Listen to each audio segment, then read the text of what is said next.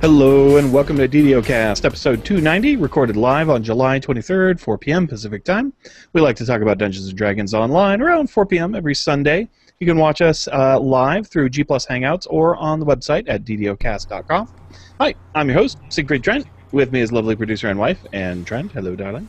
Hey, everybody. It's DDOcast time, and we're starting actually on the day that we intended and at the right time. It really is 4 p.m. on Sunday. Yes, it makes Anne, the producer, very happy. Yay! It means we had no technical difficulties. And from DDOgamer.com, as always, we have with us Jeff Hanna. Hello, sir. Hello, DDO world. Nice to see you again. You're looking very chipper today. DDO land, very dapper. And from Epic Education, we have Patrick, a.k.a. Shamgar. Hello. Hey, folks. Welcome to the show. All right, and thank you to the mighty Cyber Ears who hosts our audio files. On the podcast this week, what do we got? We got game news. We got more talk about reincarnation, following up on last week. Got upcoming XP and enhancement changes that have been announced on the forums. DDO Gamer gets into collectibles. We got community news. We got news from other games, all kinds of stuff. Wide and varied subjects this week instead of just one subject like last week. So let's get started with game news. We've got Update 18 Patch 2, which is scheduled for Monday, June 24th. So that is coming up tomorrow. So on Monday, the game servers will be down for the update. The release notes will be made available during the downtime. We will be performing global system maintenance during this update as well, and maintenance window services will be unavailable as well. All DDO Game World's websites and forums will be unavailable from 5 a.m. until 10:30 a.m. Eastern Standard Time on Monday. The myaccount.turbine.com and DDO Store and the DDO Steam Store will be unavailable from 5 a.m. to 2:30 p.m., so those will be down for a little bit longer. Lamania will preview will include bug fixes along with updates to Daily Dice and Owlbear Defender hirelings. For the Daily Dice, VIP members will be getting a free gold roll every 7 days. So it's kind of cool. I've never done a gold roll, so I don't really know how exciting those are because I've never been willing to pay something for something random. Hopefully we'll find they're more exciting than silver rolls. Yeah, I'm thinking so. I mean, I like my free platinum pieces every day or whatever weird random thing it is. Sometimes an experience elixir, those are nice. But, yeah, we'll see. I guess they want to give you a taste. My gamer girl. Yeah. My gamer girl's been on a roll. She rolled 100, 100, 97. I don't remember what else. And wow. I can't remember what she got, but I couldn't. I was surprised it was even a daily roll reward. It was really quite nice. Yeah, the high-level ones can be good. I've rolled 100 and gotten a major experience elixir. That was pretty cool. Mm-hmm. I have something to say about this. Back in the Turbine really early days when Asheron's Call first came out, they had a random number generator based upon your login name, so it really wasn't really random. And depending on the type of name that you had chosen, you got better rolls. So well. Nice. Sort of true, maybe. I mean, generally with any kind of random number generator, there's something called a seed, which goes into a logarithmic function. And the seed makes it so it's an unpredictable series. Otherwise, it would follow the logarithmic progression. It would give you a series of numbers that is apparently random. But having a unique seed, something that's slightly unpredictable, will give each person a different series. So, yeah, so in a sense, almost any random thing you do, they're going to have a seed that comes from somewhere. So in that case, if they based it on your character name, which, I could see doing that. This is something they actually admitted a while ago. This is like 15-year-old technology. So right, yeah. We've been doing random numbers that way for ages. Yeah, this was back when they had that Wii bug or whatever it was too, right? Where depending on your login, all the monsters in the quest would aggro on you, and yeah, it's the same. It's the same bug. It was the same bug. I mean, Asheron's Call was a very interesting beast back in the day. Yeah, nowadays Luck is so interesting, though. I'm sorry. Go ahead. I was going to say most of the random number generators now use, like, internet packets or something like that for their seed values a lot of the time. Well, wait, let's go back to the name thing, because I think it'd be hilarious for like half of DDO to start deleting and renaming their characters until they can find a lucky name. A lucky name, indeed. Let's see, what else we got? Using your VIP gold roll will not expend your free discount roll for the day, so you get your regular one plus the gold one. Daily Dice window shows VIP weekly text if you have a free gold roll available. So that's how you'll know. Because it is pretty easy to accidentally spend your little shards on those things if you're not paying attention. So, Right. Which is like the one bad thing about that system. Yeah, I agree. Yeah. But on the plus side, a gold roll at 100 platinum jackpot, that would give you a +4 ability tome. Right? Oh, really? Oh, that's pretty good. Yeah, it's a really good one. Yeah, nice. I like you. Let's see. Owlbear Defender Hireling, both level 17 and 25, have had the following changes. Armor class significantly increased. Fire absorption up to 50%. Same with cold, acid, and electricity. And added sonic absorption up to 50%. So, yeah, absorption is the thing that just reduces the damage by a flat percentage. They now have a limited ability to heal themselves when at low health. It's kind of interesting. Nomming on some local wildlife. Or I wonder if they... I wonder if they corrected the PRR issue that forum members found. Yeah, no word on that. Hopefully. I find those owlbears, they do a lot of damage, so they're kind of nice while they last, but they get killed pretty easy. But I feel that way about almost all melee hirelings and other things. They die like flies, so I don't worry about them too much. They'll last a pretty good amount of time. Not as long as the Panther seems to be more durable, but it doesn't do as much damage. Yeah, he's a little. Well, he has the evasion, which is nice, which the owlbear doesn't have. But yeah, well, the it seems owlbear is help going in to have certain better than situations. evasion for a lot of things now, for Yeah, that's elemental true. damage, anyways. Yeah, just flat elemental half. Yeah, that's pretty good. Let's see, bug fixes. Moving will no longer automatically complete induction bars. Yay! That should save a lot of trouble on quests. Captain Hillard in the quest Shadow of a Doubt can no longer be killed by shadows. That sounds good. I think the induction bar thing is only a half yay, because when you're doing a lot of traps, or stuff like that, or trying to recall in the middle of a major army or something, it's really handy. There are some unintended benefits, definitely. Mm-hmm. And I use it all the time now, so I'm like, whee! It's popping out in Deliras just as the shadow creatures were coming out. I'm like, yeah, I'll fix it. Exactly. Yeah. Does have its moments. I always forget to use it on traps. I don't think about that so much, but we've been doing a lot of traps with hirelings lately anyway, so they aren't cheaters. Let's see. Spinner of Shadows no longer goes brain dead when confronted with too much power, so that's good. I know a lot of people are having trouble with that. Shouldn't that read like confronted with a minuscule amount of power that happened to be too much power? Yeah, I figured it was a whole bunch, but yeah, I hear a lot of people are having trouble with that. Spell critical chance enhancements now give the proper spell critical chance, so that's good. Yeah. Non-functional, non-takeable feat version of 10,000 stars is no longer to be listed as an option for monks to take at 6th level. Some kind of artifact of enhancement changes, no doubt. All cosmetic helms, i.e. the spider cult mask and so forth, have the usability buff automatically recharged after 30 seconds. That way it's not just once a day if it comes off for whatever reason. Lizard folk in escape plan should no longer free non-existent prisoners. Yeah, I noticed that one time when I was running it. I'm like, I didn't free anybody. What's going on? Although, man, there's a ton of them, so it's a little hard to tell. But goggles found in random treasure chests are now once again cosmetically visible. I didn't even notice they weren't. That's good. So that wasn't just me. I was going crazy. Oh, yeah? I'm glad it wasn't just me. Yeah, I almost never show my goggles, so I didn't realize that. But yeah, some characters they look cool, but usually because my character is kind of ugly, and that's the only time I really like the goggles. Shadows in the quest Shadow of a Doubt no longer get stuck behind shadow barriers. Oh yeah, I actually had that happen to me. Yeah. We just kind of waited long enough. They came through though. Resignol now gets summoned, allowing you to complete the end of the road. Which is apparently already on live. Wayloon quest givers are now remember that you took their quest even if you log out, which apparently is already on live. And the marathon ribbon will display properly again, also on live already. So again, scheduled downtime for this is Monday, June 24th from 5 a.m. to 10 a.m. So there you go. I think something that's really cool about that downtime is they've said that they're doing the game update and global maintenance. Yeah. 2 things at once. Yeah, that is kind of nice. Boy, we had so much downtime for a little while. I'm glad they figured out a way to condense that a bit. All right, Guild Renown Decay Summer Vacation. Tolera posted this on the forums. Guild Renown Decay has taken a vacation starting today and running through the launch of Shadowfell Conspiracy expansion on August 19th.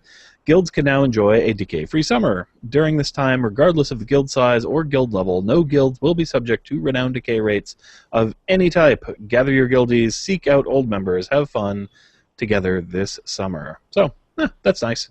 I know a lot of people have been moaning about the decay a lot as of late, so a lot of people were pretty happy to see that. I don't know. My guild's still going forward, kind of slower than they used to, but I think we're in the 92 now, so hasn't hit us too bad. But I don't think it's ever really been clear why there's decay, or at least what their game design is. Because if you're talking about like doing it as a competition, nobody really cares if it's competition. They just want to get each guild just wants to get to 100. So.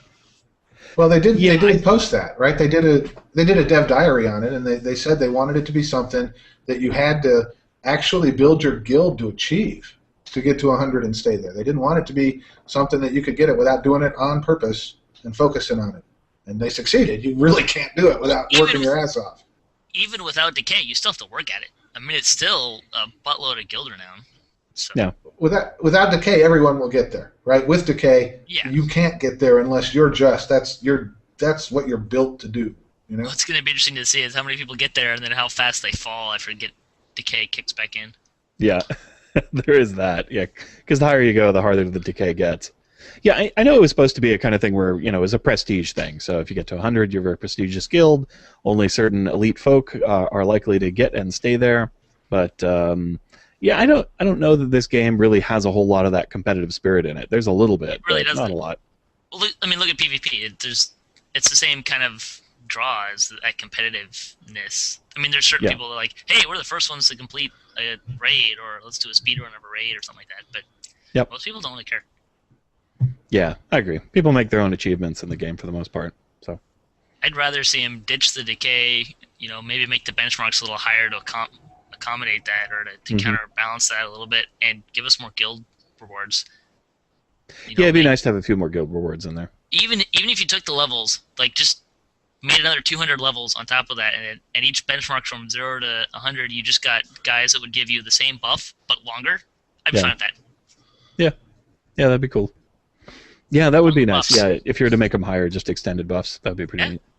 That way you're not messing with the game balance as much with the buff and stuff. Right. Yeah, but it's still something. I mean, I definitely appreciate that. That'd be a nice thing to have. So yeah, I agree. I like that idea a lot. Cool. Let's see. Another thing that's coming in. This was posted in the Lamania forum. So this isn't sort of official, finalized stuff. It's more things that you will see in the future, changes we intend to make. We'll see exactly how they work out. So this one is Quest XP changes, which are coming soon, and this is from Purple Foos. It says, very soon we will be opening Lamania with the newest version of enhancements. Included in that version of the game code are several new features and changes coming to Quest XP in the expansion. We wanted to highlight what's coming with a very early write-up because the changes that you'll see on Lamania are not quite ready yet for testing and include a lot of placeholder numbers. Today we wanted to talk about the changes so that you have some insight into what features are coming. So basically, you're going to see some weird XP values on Lamania, and they're not really final things. They're just stuff they're working on, I guess. So anyway, we previously mentioned in our reincarnation discussions that we'll be reworking XP curve to be less steep for second and third reincarnations. Those curves will be ameliorated such that the increase in XP needed to level isn't as drastic as the increase in the 15 to 20 range. So that will lower the level ranges, require more XP to level. So it sounds like they're keeping it of a similar thing, but making it a little flatter than it is.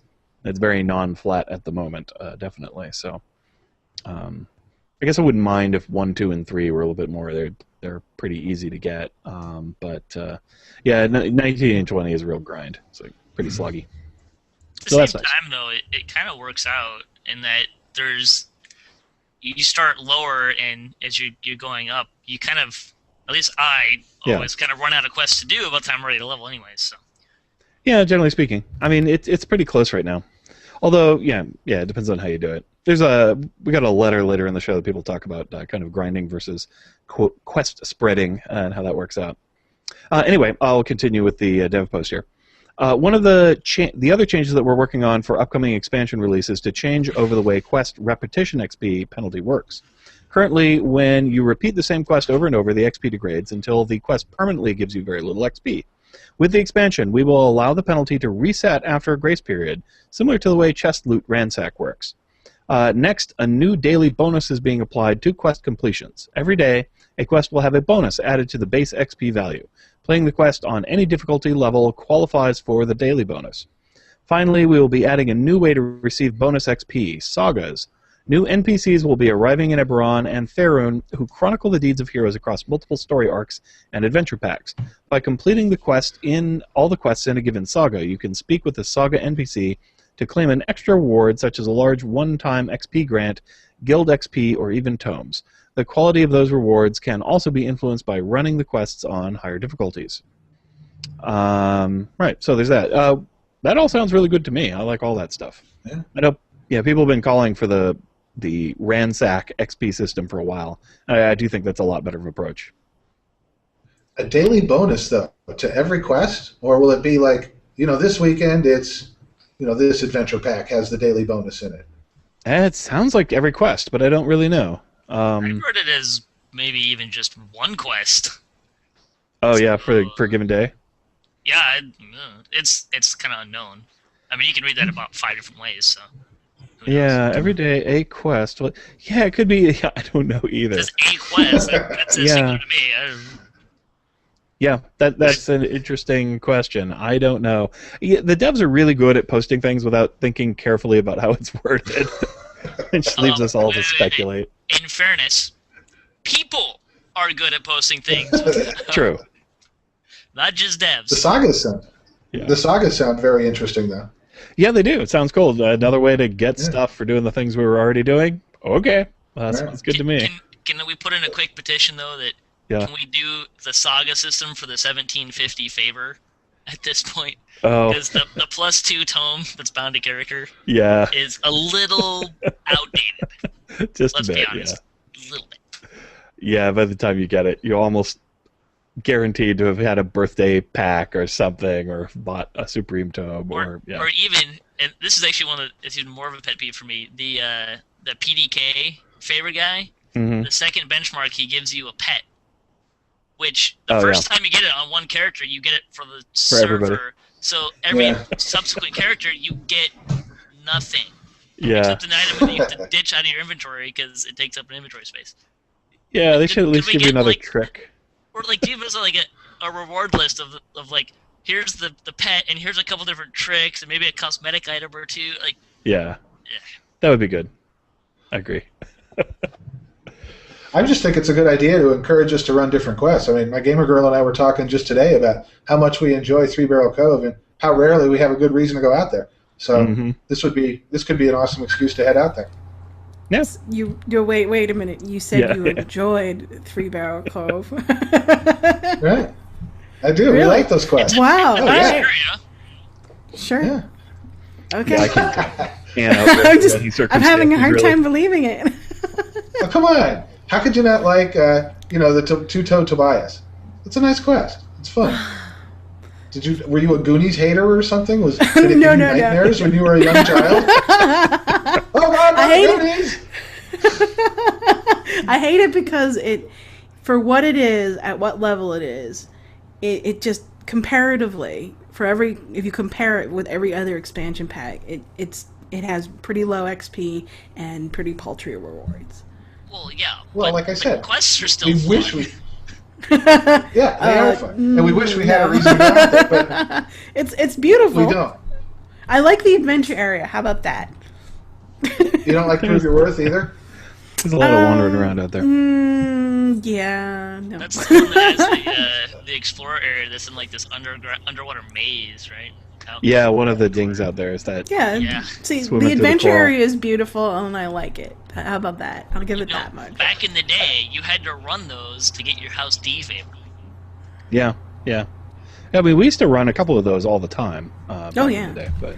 The turtle one. Puzzle the size of an entire room, up on the walls and everywhere. None of that appeals to you. All right, hey, it's okay. to make people. It would appeal to me more if the reward was awesome. I don't think they're gonna add a Saga XP for the Three Blower Cove though. I find it tricky because they're good rogue quests. There's a lot of traps in a lot of those quests, which is kind of fun when you're a rogue. But then they're filled with undead, which is really annoying when you're a rogue. So they're sort of damned if you do, damned if you don't with those guys. It's called group structure. Well, there is that. Yeah, if you bring friends, it's better. Did you just say group structure? Because this is a PG-related podcast. Grouping. It's getting worse. All right, we'll finish off the dev post here. So he finishes off. We're still refining what the final numbers for these changes and bonuses, and we will get closer to the expansion launch day. We will go into greater detail. The version that will appear on Lemania is not meant for testing, and there is merely is there merely because we have taken an early game build to continue enhancement previews for the players. You're welcome to provide feedback on what you see, but it is not something Lemania participants should focus on because it is still a work in progress. We hope you've enjoyed this early look, as we'd like to continue these types of posts and let players peek behind the DM screen for a bit ahead of the Shadowfell conspiracy. So yeah, please don't tell the devs they're idiots for whatever numbers are on there, because they're still what playing you around can with do, them. instead of being pains in the butts, you can tell them what you think is... Be constructive. There we go. Constructive criticism. Wait, Yeah. Doom isn't constructive? Yeah. No. Only if you have the proper number of M's. Yeah, be sure to check the enhancement system out, though. That's really what they're trying to preview there, so that's what we really need to focus on as far as testing and finding things we hate or love, as the case may be. I'm looking forward to it. I like the new enhancements so far, so. I'm kind of interested to see what they do for groupings of sagas, particularly like the Storm Reaver campaign, or saga, if you will. Like, that's a long one. Yeah, I do wonder if they're going to be... through multiple levels, or whether they're going to be centered on a certain level range. I would assume so. I mean, I think you could do... The Necropolis would be a really easy one. Yeah. But, like, the Reaver's story arc is, from Waterworks all the way to Fall of Truth? Yeah, something like that. Long. Yeah, quite long. And they could break that one up into halves or, quarters or something, too. But, yeah, I think it'll be pretty neat. We'll see. I like the idea. I wonder what happens for people who have already completed a lot of that stuff. Probably just have to do it again if you want to get the bonuses. Yeah. That makes Which I'm guessing high-level people will TR know. anyways, so... Lower. Yeah, it's a great thing when you're TRing. I think that should be fun. Pretty cool. Okay, let's see. Latest update from our favorite QA guy, Major Malfunction. This was posted on Friday, June 21st. And he says, happy end of the week. He hasn't done one of these in a while, so it's pretty cool to get another one. Next weekish, depending on the stability, etc., we will be rolling out the second look at enhancement for EVAP. There are a ton of work done, something north of 600 issues addressed, some of the general changes. Tier 5 costs less total points to access. The trade-off is that you can only take Tier 5 from one tree, but you can take as many of them as you like in that tree, so choose wisely. You can now take up to 6 class trees, which is quite a bit more than before. Clerics have had a design work done. I'm looking forward to checking that out. And Bard Warchander has a bunch of design work done, so those are the focus areas for changes. All that sounds pretty good to me. I'm surprised they went up to 6 class trees. That's a lot. Pretty much anything you like. Wow. Yeah. Benefit if you're multi-class, I guess. Yeah, if you're multi-classing, that'll go pretty fast, because you figure one's going to be a racial tree. Mm-hmm. Or I guess it says 6 class trees, so that may not count for the racial, but... Yeah, I'm guessing you always get one, then plus the 6 racial trees. It was like 1 race plus 3 class before, so... Yeah. But you do 3 classes, which is a really common, 12-6-2. Mm-hmm. Yeah, 12-6-2 is a really common split, so you look at it only being able to take 1 class tree from each class if you do that. So. Right, and this way you'd have 2 per. That's a lot. I think pretty much whatever you want to pick, you're in pretty good shape there, so... Yeah, that makes it so the limiting factor is not how many trees you can have, but how many points you have to spend, which is good. I agree, yeah. Let's see, some examples of the bugs fixed. Amator can now be chosen as a deity for Forgotten Realms characters. Some old religious feats that were exclusive to Favored Soul, such as Child of Volkur and Beloved of the Lord of Blades, are now available to clerics and paladins if they want them, at the cost of a feat. They remain freely granted for Favored Souls. The stats have been slightly improved to give more bonuses and to give them at earlier levels. As previously seen on Lamania, clerics and paladins can now choose a deity to worship at level 1 as a feat, similar to Favored Souls. Old religious enhancements for clerics, paladins, and Favored Souls, such as Undying Sentinel, are now freely granted at level 6 as feats. Very interesting. So it's not clear to me whether you get a bonus feat to take these or whether you have to spend a feat on them, but I'm not sure. Hopefully a bonus feat, that would be much better. I would assume a bonus. Yeah. It's got to be a bonus feat, because... It's likely. Yeah. Let's see. Enhancement Pass. Kensai have gained Haste Boost and Extra Action Boost. The non-functional, non-takeable feat versions of 10,000 stars is no longer around. Spell critical. All spell critical chance enhancements are giving incorrect number. Oh, well, they fixed that. Oh, these are bugs that they fixed. Fixed number of bard bugs, including Ironskin Chant, not stacking with itself, not using bard songs, and being breakable in mid-song. Skaldic Rage not scaling on song duration. Bard action boost. Sprint being a bard song instead of an action boost. Really? Question mark. That's pretty silly. A Dwarven Iron Stomach has been changed to grant remove poison or remove disease heroism whenever the user drinks anything. That's kind of neat. That used to be a +1 caster level, I think. Oh, okay. Curious. Interesting. Creates a new World of Encouragement, which works like the old Bard Rallying Cry. The old Bard Rallying Cry is now the new Bard Rallying Cry. It works like the PDK one. Busy times here, he says. Please try this stuff out in Lamania when it goes live. We do have time to fix and adjust even more, so the feedback is very helpful. Help us make the game you want to play. Will do, sir. So, yeah, sounds like good fixes and all that sort of thing, and probably a lot more of them. All right, from also on enhancement changes from the developer Steel Star, he says, this is indeed possible in the coming version of Lamania. Someone was asking whether they could get the Battle Engineer Arcane Empowerment as well as something else. He says, Technical Mobility is a Tier 5 ability in the Battle Engineer tree. Arcane Empowerment is the final core ability in the Arco Technician tree. Assuming your character has 20 levels of Artificer, you can reach both of those abilities. So you could get Tier 5 in one tree and the highest level of the core abilities in another tree under the current enhancement system.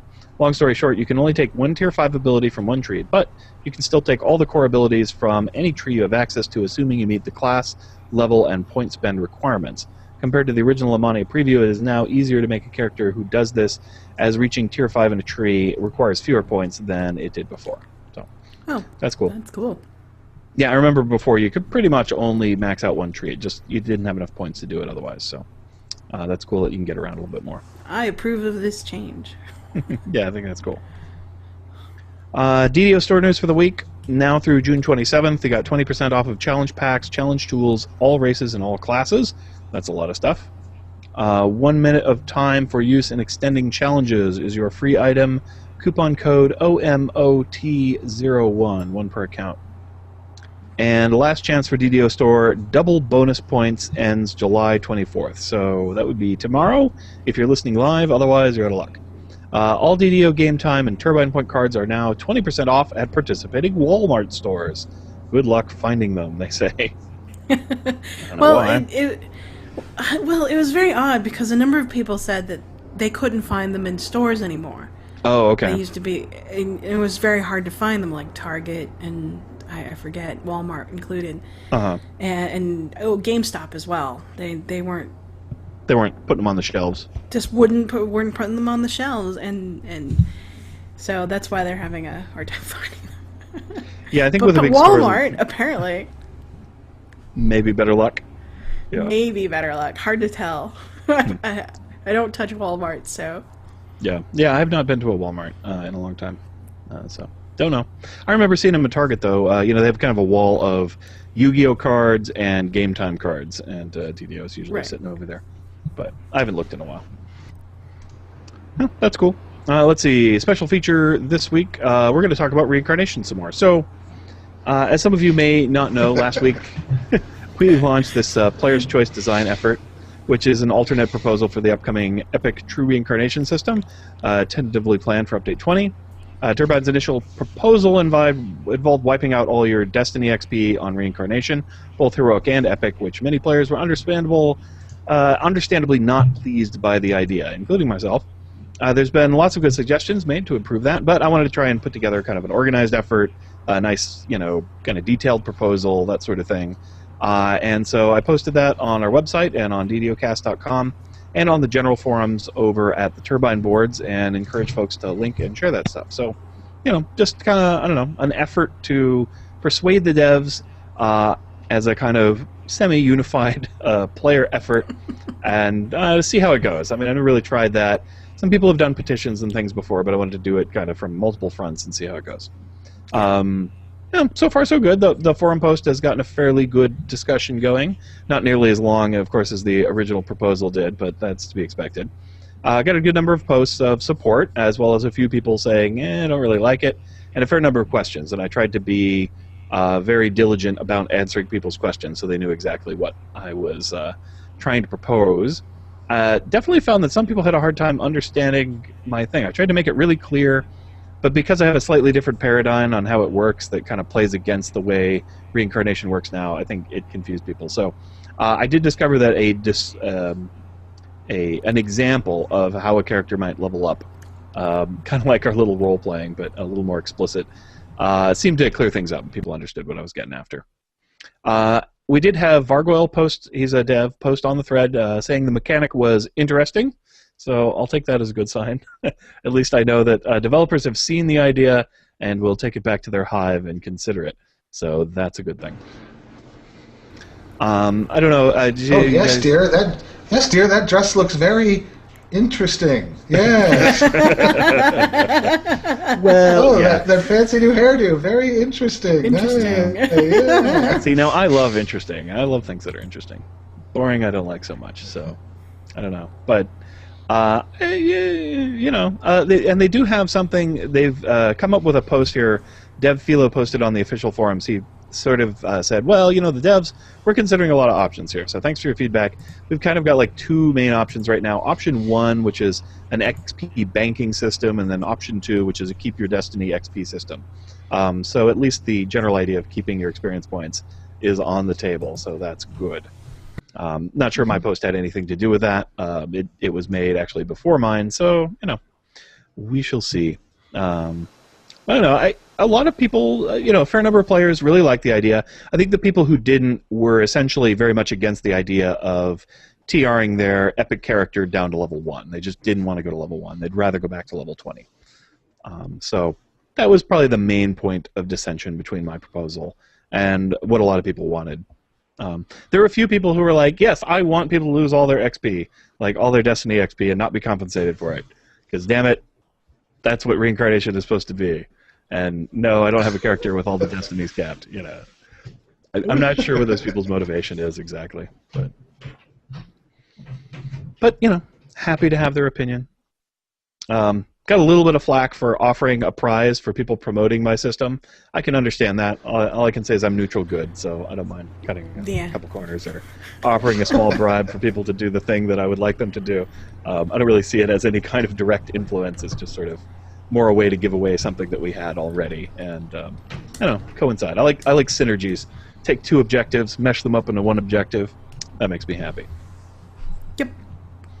Cool. So I don't know. Let me give you these options here. When Epic TRing, this is option 1. When Epic TRing, a character selects one Epic Destiny to bond and then transfers all the Epic Destiny XP into an XP bank. It can be used at any time to level through heroic levels. Example: character has 5 maxed Epic Destinies at level 28. They Epic TR, bond 1 ED, and then get roughly enough XP to take them back to level 20 in their new life, and still have, let's say, 1 million XP left over to use on their following heroic life, to use at whatever level they want. This option could also come with a one-time opportunity to bond multiple Epic Destinies in one TR to help those interested in the current system transfer to the new system. Which, at least that's a little more explicit, instead of like Epic ranks for, leveling ranks, which has all kinds of weird, squirreliness to it due to the different amount of XP. You just have a straight-up bank, and you can spend it kind of however you like. I guess you could spend it to get your Epic Destinies back when you get to max level, so that system at least has the opportunity to TR and be back to what you were before. Interesting notion. I don't know. What do you guys think about that one? Well, I noticed his last sentence is, well, we could... Go ahead, Shamgar, I'm sorry. I think the big thing that most people don't want to do is just lose a bunch of XP for their destinies. Mm-hmm. I think that's really what it all comes into. That's what people are really upset about. They don't want to lose that much XP and investment, particularly when, I don't know if it was said explicitly, but the understanding was that when you TR, you don't lose your Epic Destiny XP. Yeah. And it's been working that way for a year. Yeah, so that's what people are used to. Yeah. And especially when there was also the comment in there that the devs had that if you do a heroic TR, then you lose the Epic Destiny XP anyways, which is not how it works currently, and which is what everyone would expect it to continue being. So that's really where people were upset. Yeah, that was kind of an extra strange element to it, because it really didn't seem like they would need to do it that way, but for some reason they thought that would make sense. I don't know. I'm not sure originally why they wanted people to lose their Epic XP one way or another. I just didn't know what the game design objective of that was. But so it seems strange. Base your old design. Yeah. Well, I mean, I think there's a general sense that the game is moving from. I hope that I don't know. People are going to take this in a more negative way than I mean it. The game is moving from let's attract new players and help them level at low level to let's maintain our existing players and give them a reason to run stuff repeatedly that's fun, and retain them. So giving people a reason to rerun your epics is right in line with that, right? Yeah, I think so. Forcing you to, though, forcing you to is not the way to do that. By taking a year's worth of work and making that not count, that's not so great. But you'll notice his last sentence here is, this option could come with a one-time opportunity to bond multiple EDs in one TR. Yeah. So, now for that one, that's probably the simplest way out of this mess. They don't need a bank. They can just say, oh, you've already maxed out 5 guys? All right. Only you guys can go ahead and, bond 5 times. Oh, I don't think that's what they're saying here. My guess is you could use that banked XP, because it would be enough to TR at least once completely to bind like 2 destinies, and you would be spending your XP for it. So if you wanted to spend, 5 million XP, you could get another Epic Destiny, right? And you would drop it from your bank, because that would be enough to, if you unbanked it, to take you from 1 to cap already, right? So that's my guess as to what that one time. Well, no, that's yeah. Yeah, because we did the math a little bit on the last show, and if you have all your destinies maxed out, it's enough to go from 1 to cap, even if the cap is fairly high, at least 1.5 times. So you could theoretically bond a couple things, especially if they lower up the Epic XP requirements.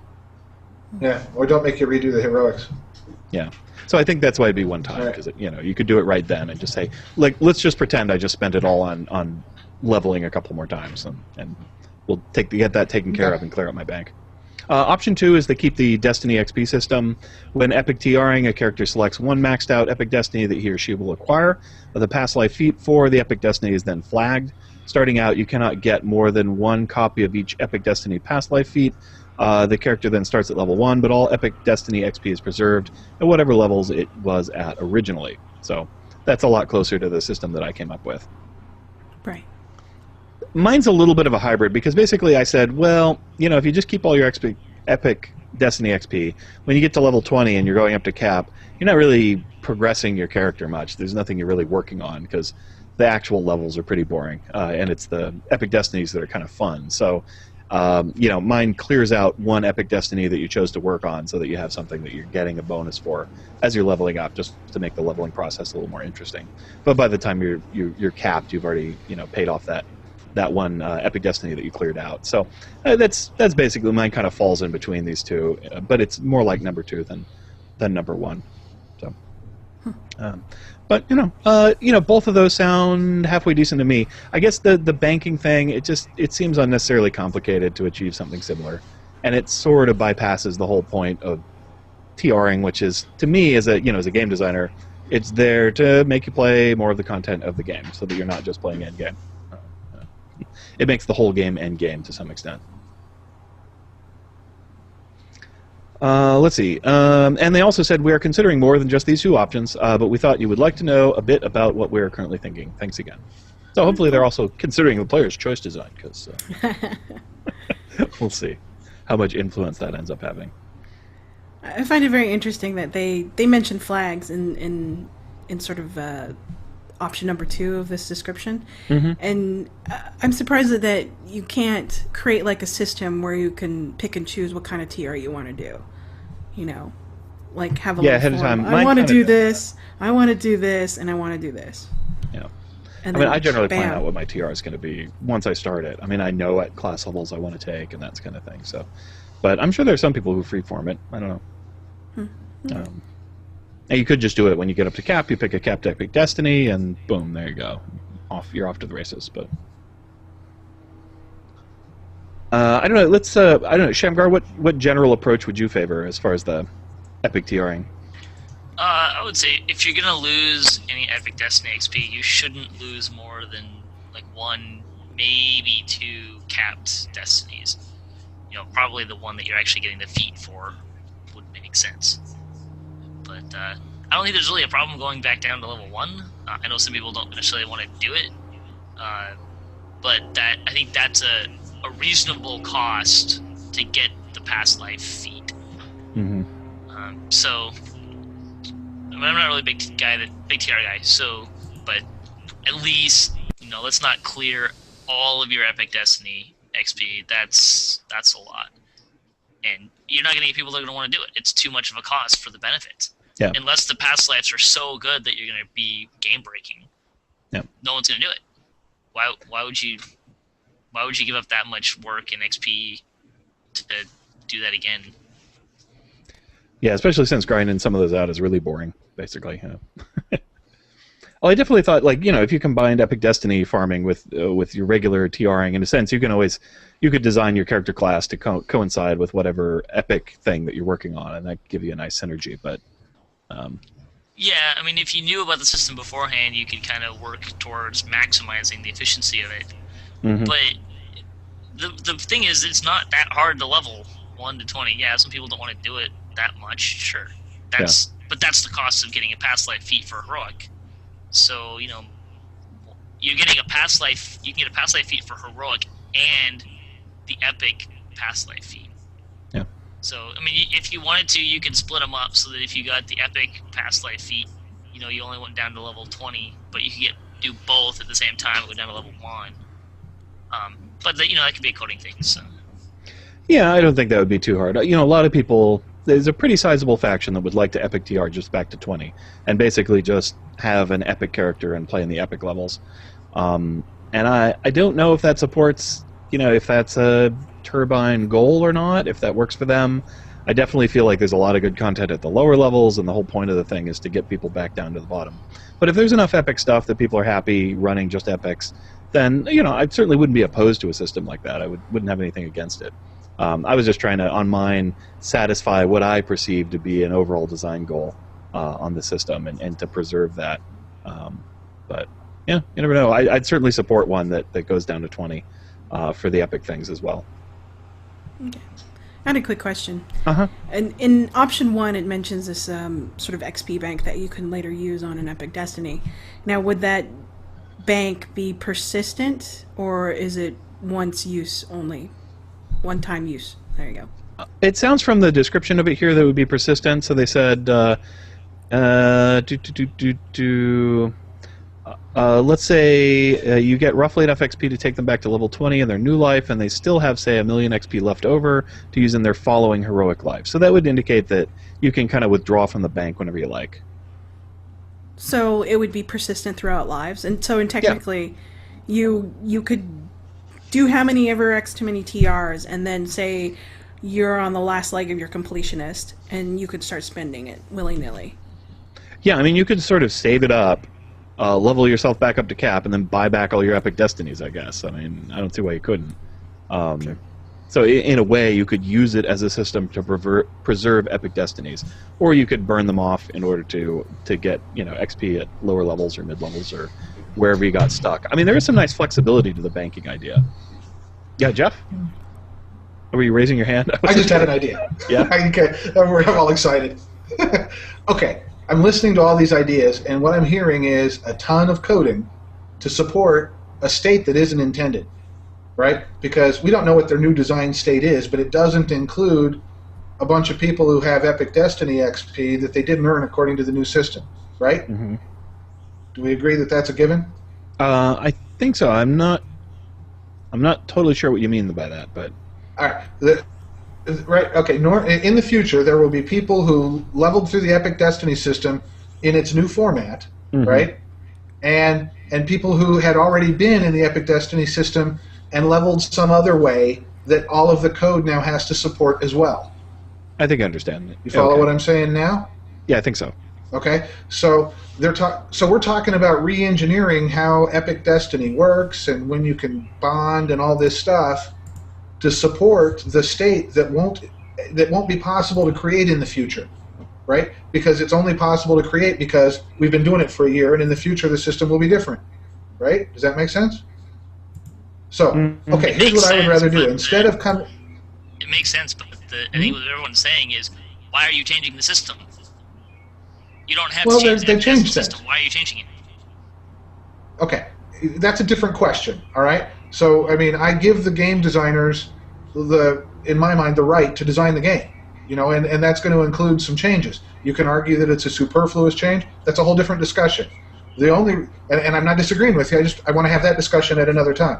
What I want to talk about right now is the difficulty in creating an entire subsystem of the Epic Destiny system to support things that aren't really part of what they want, what isn't part of the design they want, just to keep people from being unhappy for losing a year's worth of work. Okay, they need to keep those people from being unhappy. I'm not saying they should just toss those people's XP. I'm one of those people, okay? I just wish they were coming up with a way to do it that wasn't rewriting the whole Epic Destiny system. So, for example, what if they came up with an exceptional thing to do? Like, they gave everybody autos, that everybody that has a maxed Epic Destiny, right, as of the day they invoke the new system, gets an autos box of Epic Destiny. And it allows you to go from all the way up to level 25 once. And you get one of those for each Destiny you've maxed out. So now everybody that's been doing this work for a year doesn't lose anything. And they don't have to design a whole separate subsystem on managing the state of different paths into the Epic Destiny forever. They can go on with their new vision. And in a perfect world, they would take those autos boxes of Epic Destiny and make them tradable too. So now these people who've done this work have a special, unique reward that nobody else has. I mean, you could probably trade those for anything you wanted. Okay, I see you rolling your eyes. All right, yeah, I'm just thinking. I'm like, So I have two problems with that. One is your way of doing something so you don't have to create a system to hold on, like cater to some set of people, requires that you create a system, i.e. delivering autos boxes, to make those people not unhappy. So you kind of circular logicking that. The other thing is putting out that many autos boxes would break the game, like break the game's economy, just hands down. Yeah, my only problem, I just never really saw that clearing the XP was a central part of their system, like that it was doing anything in particular. To me, it just felt like that was their thought process of following reincarnation to its logical conclusion, that you restart your character from scratch every time. And so that was just sort of a paradigm that they were following more than an intrinsic part of how they wanted to change the way Epic Destinies worked. As far as I could tell, their only real goal was to give you Epic Destiny rewards for reincarnating, so you would get something, because there's not really much in the Epic levels to base a past life feat on, except for the Epic Destiny, so that's kind of the clear answer to that. And so they were just trying to come up with a system where you reincarnate and you get Epic Destiny feats. And but I don't know. That's one of those things. I do wish sometimes the devs would explain a little bit more about their objectives when they're sharing stuff, and not just kind of what they're doing. I mean, they did list a set of goals when they first announced it, but they were all kind of mechanical goals. Like, we want to give people Epic Destiny feats, and we want to, change the XP, skewing a little bit, and some other things, but not quite as much like why do it at all, or what they want players to be experiencing during this time. So, I don't know. So, I mean, in a way, what you're proposing is a lot like the XP banking system. I mean, you could say that yes. Tomes are Except like banks. Yes, it's exactly like it, but we don't have to go through the trouble of creating an XP banking system. We just make one magic item. Yeah. Right? And that's it. So we're in and out in no trouble. And, I see your point about breaking the economy, but I don't agree, because there'll never be any more of these. So there'll be... I don't think you can break the economy with something that's not replaceable. Sure you can. You've made this extremely valuable item that's really hard to get. So it's going to be really valuable in terms of in-game items. So if I have one of those things, I could probably trade it for a whole set of +4 tomes and a Draconic Soul Gem and an Epic Elite Dream Visor and a whole bunch of other stuff just for one. And if there's, let's say conservatively, 10,000 of those introduced to each server, I feel like that's a pretty conservative number. It breaks everything else if it's tradable, everything else suddenly becomes so minuscule in value compared to that you can't trade for anything other than those. I don't know, we've had a lot of economic shocks. They usually don't last too long in the system, but I don't know. But I'm rarely involved in kind of the item trading market, so I don't really know how that goes. I know people trade autos boxes a lot, but don't know exactly what they get out of them. Well, it's exactly what Shamgar's saying. For a while, they could get anything they wanted for it. Yeah. But that didn't last. That didn't last. It's already not true.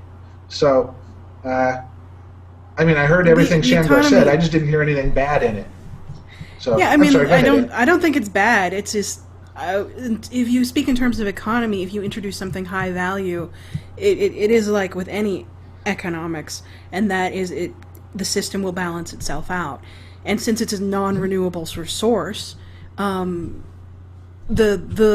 less that there is, the more expensive they'll get.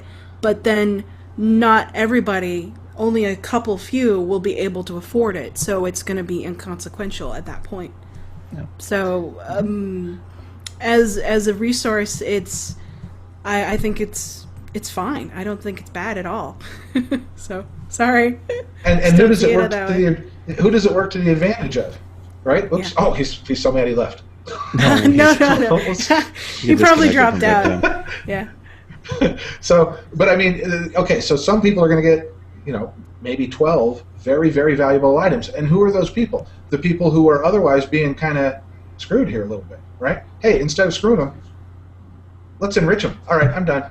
I don't mean to hijack your Anyways, idea. Or you're taking my idea. I had a question. Did they mention fate points at all? What they were... No, nothing more than we talked about last week, which basically they said, well, they'd kind of like to preserve fate points, but fate points are tied to the Epic XP. Basically, how many fate points you have is equivalent to how much Epic Destiny XP you have, plus how much, what is it, I forget what they're called, the little, the ones you buy, the tomes. And so that they would have a very hard time removing your Epic Destiny XP and keeping your fate points. That might not be possible for them to do, but they could keep the ones that you bought without any trouble. And that, I don't know, didn't make people very happy particularly. Still doesn't. So I don't see why those things are so hard to couple. But one of the things people complained with mine is that you could possibly earn more fate points, and eventually you could have too many, and you could have all level 4 twists and things like that. I'm not really sure that that's a limitation in the current system, because as they add Epic Destinies, which they've said they will, there'll be more fate points available. So I think more fate points being available is kind of unavoidable to some extent. So the one thing I was really trying to achieve in the system is that when you're done TRing, you have a character at least as strong as the one you started with, which I think is pretty important. I don't really like the idea of TRing my character and suddenly being weaker because I lost all my twists of fate and all my ability to do other types of things with the destinies, and it just didn't seem like in spirit of the TR system. So I really felt like when you're done TRing, when you get back up to cap, you should be at least as strong, if not stronger, than you were originally, since that's the reason you did it in the first place. And the banking system, I guess, gives you that choice. You could just buy back all your Epic Destinies or not, but I don't know. Seems complicated to me. Let's see. I've got some opinions from some other listeners. I figured I'd read some of those. Propane wrote in, says, I've been following the thread and wanted to add my thoughts to the discussion. I was very disappointed by the preview of the enhancement changes on Lamania. Level and types of changes presented in the preview were a turnoff for me and greatly reduced my desire to play the game. To know what changes are coming. The discussion about the proposed change to TR and Epic TR have completely taken the wind out of my sails. I do not find any value in the way of the proposals, and it would take away even more fun out of the game. This is the first time since I started playing that I'm seriously considering finding another game. But a few bullet points on what I'm thinking. Please don't mess with the current level 1-18 gameplay. It seems to be rolling along well. No need to change anything. Allowing TRs to skip these levels is a bad plan. Lots of quests, helping others learn the game, etc. Not allowing TRs at level 20 will be a mistake. Lots of people are happy at heroic levels and want little to do with epics or don't want to pay for epics, so don't take that away. Level 18 to 22 game is rough. Level 20 brings with it what seems like a new, different playing field. Level 18 and 19 can't go some places. The level 20s can, so there seems to be a split in the groups of players. The XP needed to go from 18 to 20 to TR is a lot, the worst part of the game of any grind. When the level cap goes to 20, rating would allow you the cost from 18 to 20. Now that these are rarely run for XP at all, which is a big problem. Yeah, I agree. And they do plan on leveling, lessening the 18 to 20 grind on TRs, so that's part of their system, which I think is good. Taking away Epic Destiny XP is totally unacceptable. Lots of players will be gone forever. This could single-handedly kill the game by having a lot of players quit at the same time. That's been said a lot. I've never seen it happen yet. Someday it will, but it won't until it actually does. Raiding needs to be fixed. I would love to see the old raids touched up and released as epic levels, enhance NHE, make them more stepped, 20, 22, 24 level, for example. Yes, we need to add new raids as well, as the new raids don't always need to be at level cap either. So, I agree that more epic raids would be good. Love to help the level 20s, max ED, 3 full twist characters, unbalancing the level 20 to 25 gameplay. I would meter in the twists. At level 20, you can switch and access any of the Epic Destinies, have all your fate points, but not be allowed to twist anything at 21. If you get one allowed twist at level 23, then second at 25th, etc. Yeah, I guess. The Epic game, it's one of those things, there's a huge difference between some characters and others, and I'm not sure there's much you can do about that, but so it goes. When you Epic TR, grant a few fate points, level 3 through 6, for use in the next life. This would encourage TRing without senseless fate point grinding.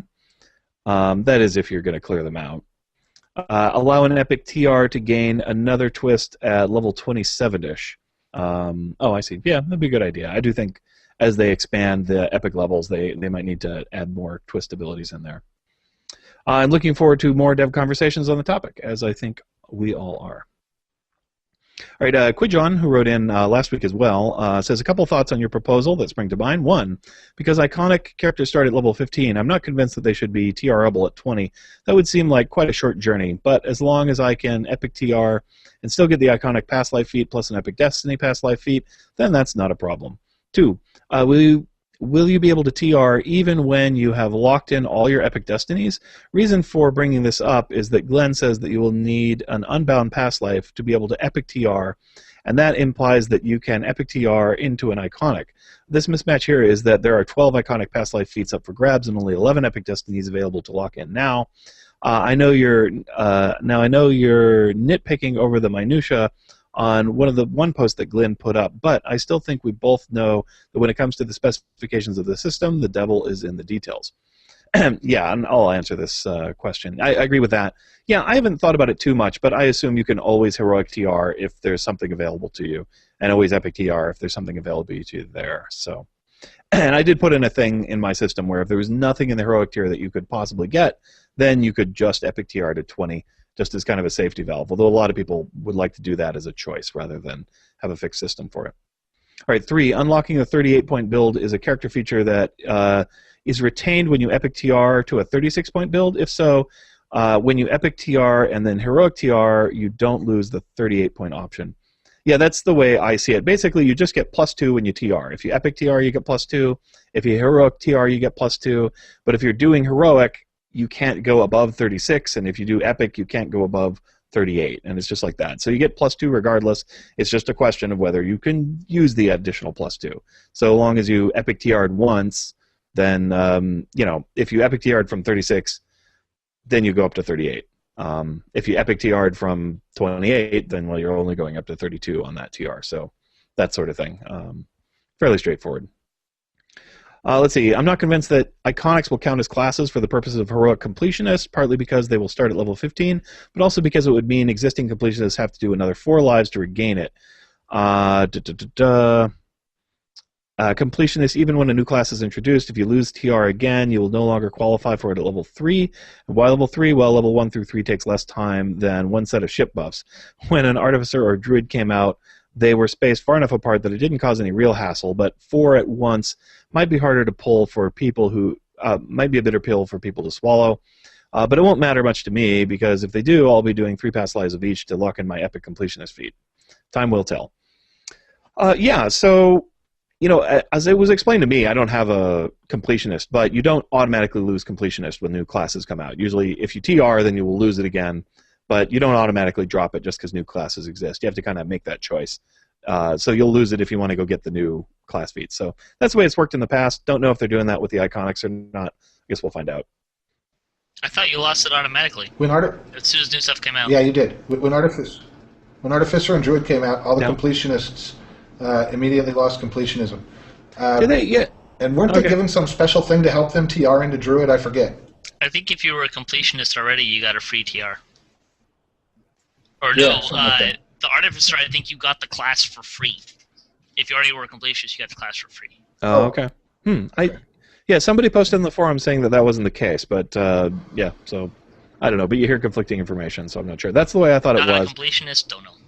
Yeah, neither am I, so I can't speak definitively. I could go look it up on the wiki, I'm sure, but somebody told me that was the case. If you're a completionist, why don't you tell us what it is? Well, yeah, if you've done it, let us know what you're. Give us an email, tweet us, whatever, G+, let us know. Correct us. I'd also point out there's no indication yet, not to say this isn't going to be true, but there's no indication that iconic past lives will be required for a completionist. It might be something just tacked on, add-on. Yeah, we don't know one way or another. I don't think there's anything that said that you can stack them or will need to stack them 3 times either. Even if you did, you wouldn't have to stack them 3 times to get the completionist anyways. That's right. Yeah, they did mention that the iconic ones would stack up to 3 times. So that was in the original. But they didn't say whether it mattered for completionist or not. That was left open. And also, like I said, that most recent post about the epic TRing indicated that at this time, the Epic Destiny ones do not stack, and there's only 1 per Epic Destiny that you can get. Of course, we don't know if they're bonuses or whether they're activated abilities. I'm guessing they're more like activated abilities. They said they were roughly based on the Tier 5 abilities in the Epic Destiny, so which are mostly activated things.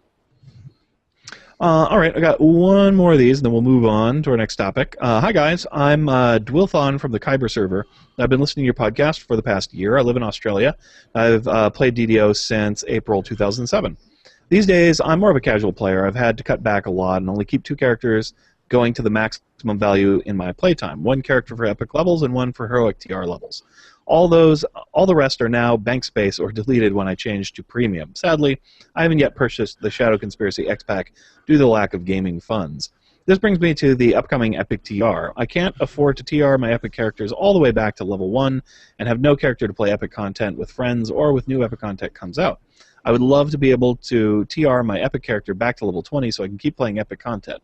Meanwhile, I have a heroic TR character for levels 1 through 20. To sum up, I would like to see these TR options. 1, Lesser Reincarnation, as is. 2, Heroic Reincarnation, same as current True Reincarnation. 3, Epic Reincarnation, drop back to level 20, only get Epic Destiny Past Life feat. 4, True Reincarnation, back to level 1, Heroic plus Epic Destiny TR feat. I'll give you the fine details regarding ED and XP fate points are handled. I'll leave you to fill them in. Please see below for my Facebook post to enter the X-Pack code giveaway, and thanks for that. And I think it's time. Jeff has given an upgrade to from guest to co-presenter. He's on every episode these days. I enjoy his views, reading his blog, and now that I get my Facebook feeds via DDOcast, and enjoyment of the game is contiguous. Plus, I also agree the owlbear is the most stupid monster to date. There you Keep go. up the great work. That is a very bright a very bright and erudite listener right there. We should be listening to him. What were his other opinions? Because I'm sure they're right. Yeah. Well, I think Jeff has been a part of DDOcast, not as a guest, but as a host since probably the third time he's been on. But I also wanted to promote his website because it's a valuable resource. So I thought, why not say from DDOcast, DDOgamer.com, Jeff Anna. There you go. Yeah, we're not too big on titles on DDOcast, right? People, no, not really. You get to participate as much as you want to. It's pretty much how the show works. So, yeah.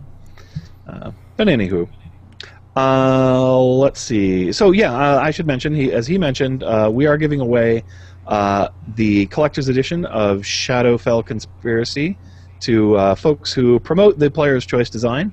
All you have to do is send us an email at DDOcast letting us know that you linked to our DDO post on DDOcast or the one in the general forums, and say that I support the Player's Choice design. Or even if you don't like it exactly, you can say, hey, I think the devs should read the Player's Choice design and consider it. So any of those things would be fine. So I can win the X-Pack. There you go. Yeah, mostly we want to give it away. But like I said, I like to converge things. So all you need to do is send us an email. We've got a fair number of entries so far, but we'll be doing that until the end of the month, and then we will do a random roll of the people who send us emails, and we'll pick a winner. So good luck. Yeah. If you're opposed to your idea but still want to enter, can you send you an email that says, I hate the Player's Choice, but please enter me in the drawing anyway? Yeah, I suppose so. I'd consider it. I mean, I would consider it. I may not. How about this? So long I may as they not link agree. it, I don't know. I may not agree, but go back. back and look at it and see what yourself. You know. Yeah, I think that'd be fine. I'm Yeah. pretty amiable, right? So. Yeah, we are. We're pretty easy. We just wanted a reason to give away this $50 thing. It's like, meh. Yeah, we already had it, and we're like, hey, it's always kind of tricky coming up with contests, but this one was easy. I'm like, oh yeah, I want people to do something for me, so I will use my prize as leverage. And there you go. All right. Anywho, if you have any questions about it, or you don't like the idea, or whatever, you can email us at DDOcast, and we will put that on the air as we've done with these other letters, and share it with you, and enter you into the contest, of course. Okay. Let's see. Let's move over to DDO Gamer for the week, and Jeff, here you have a series of articles about the new collectible system. Yep, in fact, that's what I wrote about all week. And I guess Anne kind of liked the article because rather than just leaving me free to kind of freelance on what I was going to talk about, she cut and pasted one of them into the show notes. So I guess I'll be reading that as my segment today.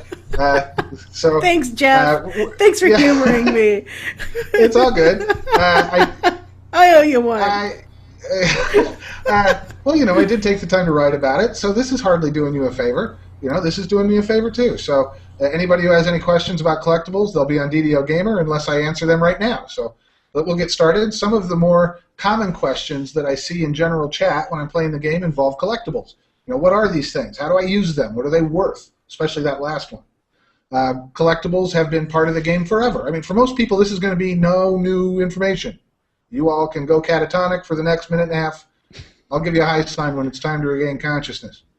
Anyway, collectibles have been part of the game forever. Their usefulness has kind of waxed and waned over the years. There have always been some that were more useful and therefore more valuable than others, but most of them are not valuable and haven't been.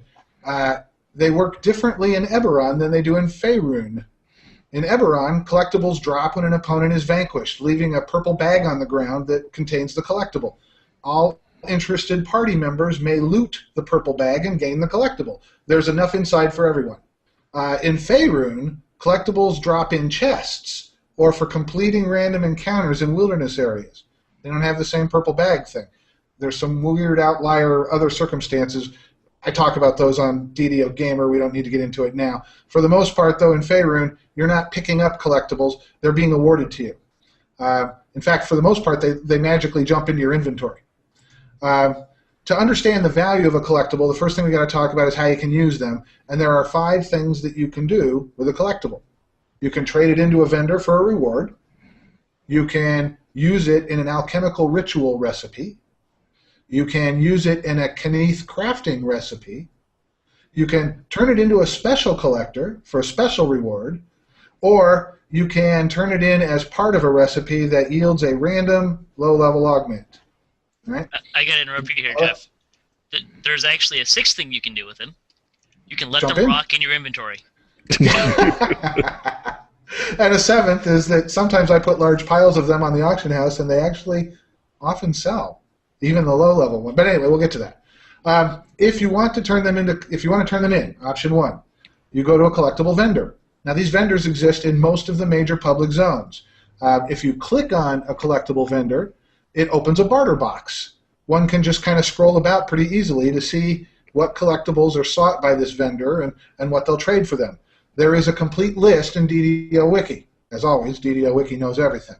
I have a bunch of tables and lists on DDO Gamer in the rest of the week that are sorted in ways that I find more useful. So the list on DDO Wiki is sorted by the vendor. I have one that's sorted by the collector and another that's sorted by the effect you can get. Anyway, go to DDO Gamer, you'll see it. Alchemical Rituals, Type 2. It's a second way to use them, Type 2. An alchemical ritual is a special recipe that involves the Stone of Change. They allow you to add a small bonus to any weapon, armor, or item. Because they can be applied to anything, even the most rare named gear, they remain useful at all levels of the game, even into the end game. Rare alchemical ritual ingredients are generally the most valuable collectibles in the game. And even those that are not rare will still generally sell well on the auction house. So, as an example, Lightning Split Sorewood is an ingredient in a ritual that will add dodge to armor? No, save bonus. Saves. Yeah, it adds a save bonus to any jewelry item, that stacks with every other save bonus. Who wouldn't want that at whatever level you're at? Rituals are applied at any Stone of Change, and again, DDO Wiki has a complete article on this too, although I also wrote an entire page on it in DDO Gamer. Now, Kneath Crafting. Ingredients are really just kind of a side effect of Kneath Crafting. There's 189 recipes that require a collectible of some sort or another. But Kneath Crafting itself is only really useful to lower-level characters, I think, especially those who do not already have access to green steel weapons and gear. There's very few items that are craftable via Kneath Crafting that are useful in epic levels. Actually, I'm pausing because I can't think of any, and when I wrote this, I couldn't think of any either. There might be one. I mean, feather falling is, I guess, always nice, right? Having said that, you can make electrical absorption or fire absorption 33. Those are pretty good. True. Okay, all right. I'll give you that one. And I will say that. Can do. Well, and regardless of it, endgame, Kneath Crafting is just killer at lower levels, and especially if you're doing heroic reincarnations and going through the lower levels over and over again, Kneath Crafting is killer. And your ingredients are good for 189 of those recipes. In terms of the special kinds of collectibles, there's 4 types of collectibles that I put in this category. What made them special? Well, there's Eberron Dragon Shards. Now, this has a different turn-in method from regular collectibles, and you use dialogue choices rather than a barter box, and you get different kinds of rewards for Eberron Dragon Shards than you do for regular collectible turn-ins. They tend to be more metagaming stuff rather than, a regular collectible will give you a potion of healing. An Eberron Dragon Shard collectible might give you a rest shrine. All right? So it's a different way of going about a different type of reward. Planar shards, the second type of special collectibles, are bound to character, which is one of the reasons why they're unique. You can only get them in a certain area. They also can only be turned into one vendor and for another unique set of items. Don't want to go into it right now, but it's detailed on DDO Gamer in Friday's article.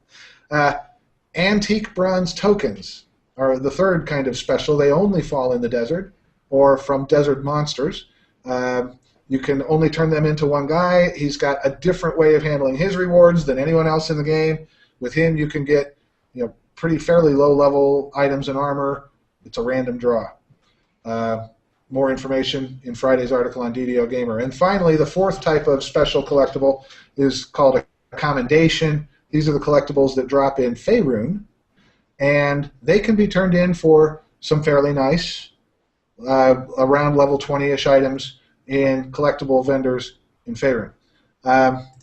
Again, that full list is also on Friday's article of DDO Gamer. Can I All right, jump the in, last thing you... Have at me. On the commendations, they act like a collectible in that sense, but they jump in your ingredient bag, not your collectible bag. So if you get them that's and a you're true looking point. for them, they don't go in the collectible bag. Good point. Thanks for bringing that up. And I kind of wondered whether to include them, but I decided that the turn-in method was the same, and therefore they ought to be included. Yeah, they're very similar. It's just, and they don't really ingredient with anything else. They just jump in a different bag. Yep. Okay, good point. Thanks for bringing it up. And then the last thing that you can do with collectibles is you can trade them in for random augments. Now, I'm not going to recommend this because in order to do it, you have to have 30 of a common type of collectible, 10 of an uncommon type, and 5 of the rares. And you trade them in all at once to get a random draw of a minimum level 4 or minimum level 8 augment. And I can't imagine why anybody would do that. I mean, I've been saving collectibles. I hoard. I'm a terrible hoarder. I've been saving them for 7 years. And some of these rares, I only have like 12 of after all that time.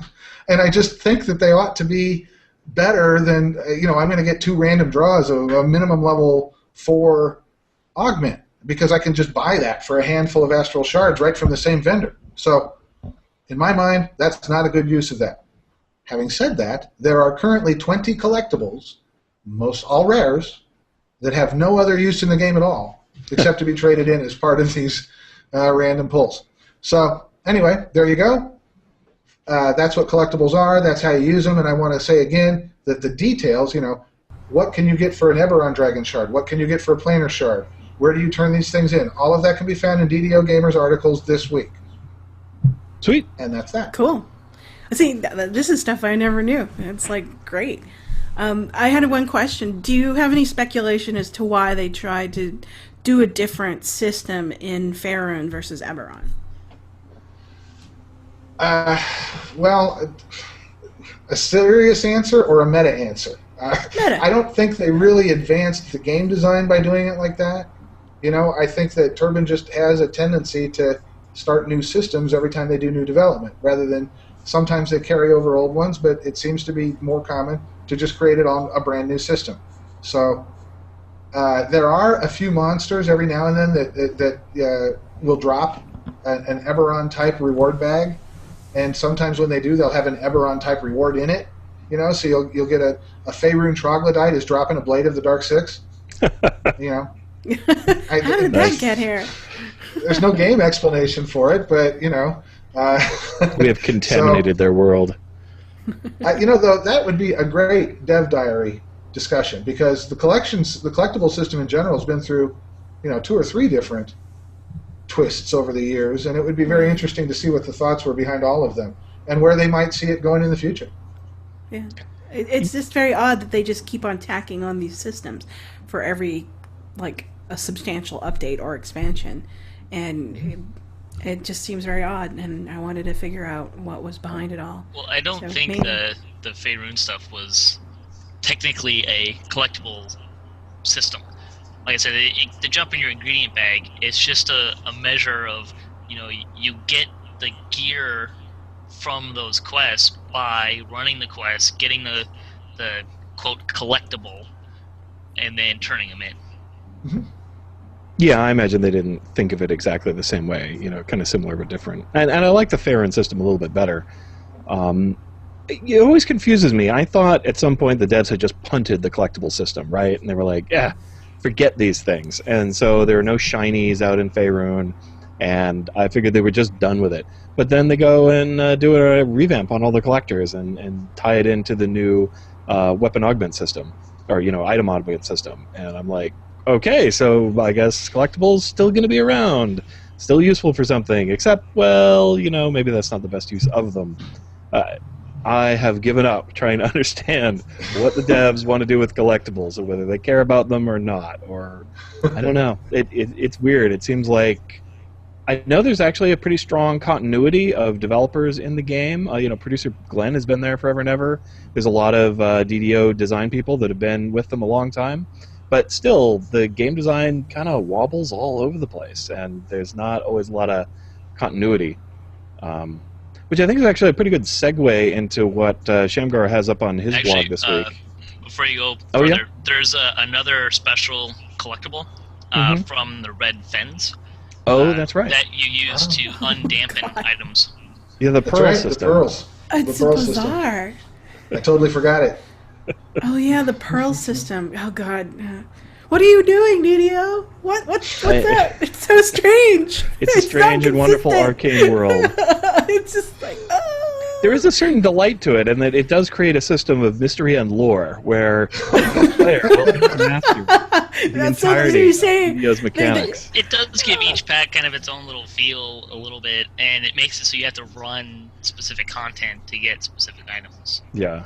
Now I gotta go. Now I gotta read up all about it and go run around and get a bunch of pearls and turn them in. Poor Jeff. Nah, they're just like the gold ones that you have to. I know. The gold one in with a dampened item into the little box. Yeah, were the verdant ones even useful for anything? I can't remember. I'm gonna have to turn some in and see what I get. Oh, I have no idea. I don't remember what you get for them. The only thing I ever undampened was a Club of the Scrag. Right, because the club is awesome because it's ridiculously big. It's huge. And it has a certain phallic look to it, so it's fun to throw around. But yeah, I've got a couple of those just for that reason. My bard has one, and I think another character. Only undampened. We did have somebody in our guild, a cleric, who always carried around an epic version of that, just for fun. Especially because on a half-work, it's just extra ridiculously large. But yeah, I was going to say, Shamgar had an article this week on the heroic commendation system with some suggestions both to kind of consolidate what we already have and also to prevent further fragmentation, which, as much as I like the arcane weirdness, I like unified systems better. So, I don't know, why don't you tell us a little bit about that, Shamgar? Yeah, sure. I have to actually look up my post because Ann didn't put it in the show notes. Actually, it's down in community news. Well, it was before I knew you were It's going to still be on on the show. show notes. You typed, like, copied and pasted. Mine's just a link. Yep. So the idea with the accommodations that I was proposing basically was the goal was to keep the raid scene kind of more vibrant, and because kind of the history of raiding in DDO is when you get a new raid, it kind of phases out an old raid because no one really needs to run that one anymore. So the idea was to try and make it so that raids didn't get phased out as much, so there was still kind of something to run, a reason to run the older raids, but also making even the newer raids kind of more a vibrant raiding system. So the first idea was to make them bound to account instead of bound to character. That lets you bring whatever character. If you just need accommodations, you can bring whatever character you want. So it's not like, well, I need accommodations on my tank or one of my melees. So I'm not going to bring my healer anymore into this raid because he doesn't need any combinations. So if you make him bound to account, you kind of eliminate that as a pinch point. People will be more willing to run different character types through a raid. The second thing was to replace the greater tokens of the 12 with heroic commendations. The greater tokens were formerly the epic raid tokens, were basically the same thing, just different content. You would get them at the end of an epic raid, and that's it was kind of the thing that you got from completing it in a similar way of using the heroic commendations. And they were used for mostly just getting a couple of the old augments, but not really anything very useful. But this way they would, you replace the greater tokens with the heroic commendations, and now suddenly all the old epic raids, you can get accommodations out of running them, so people will be more willing to run those.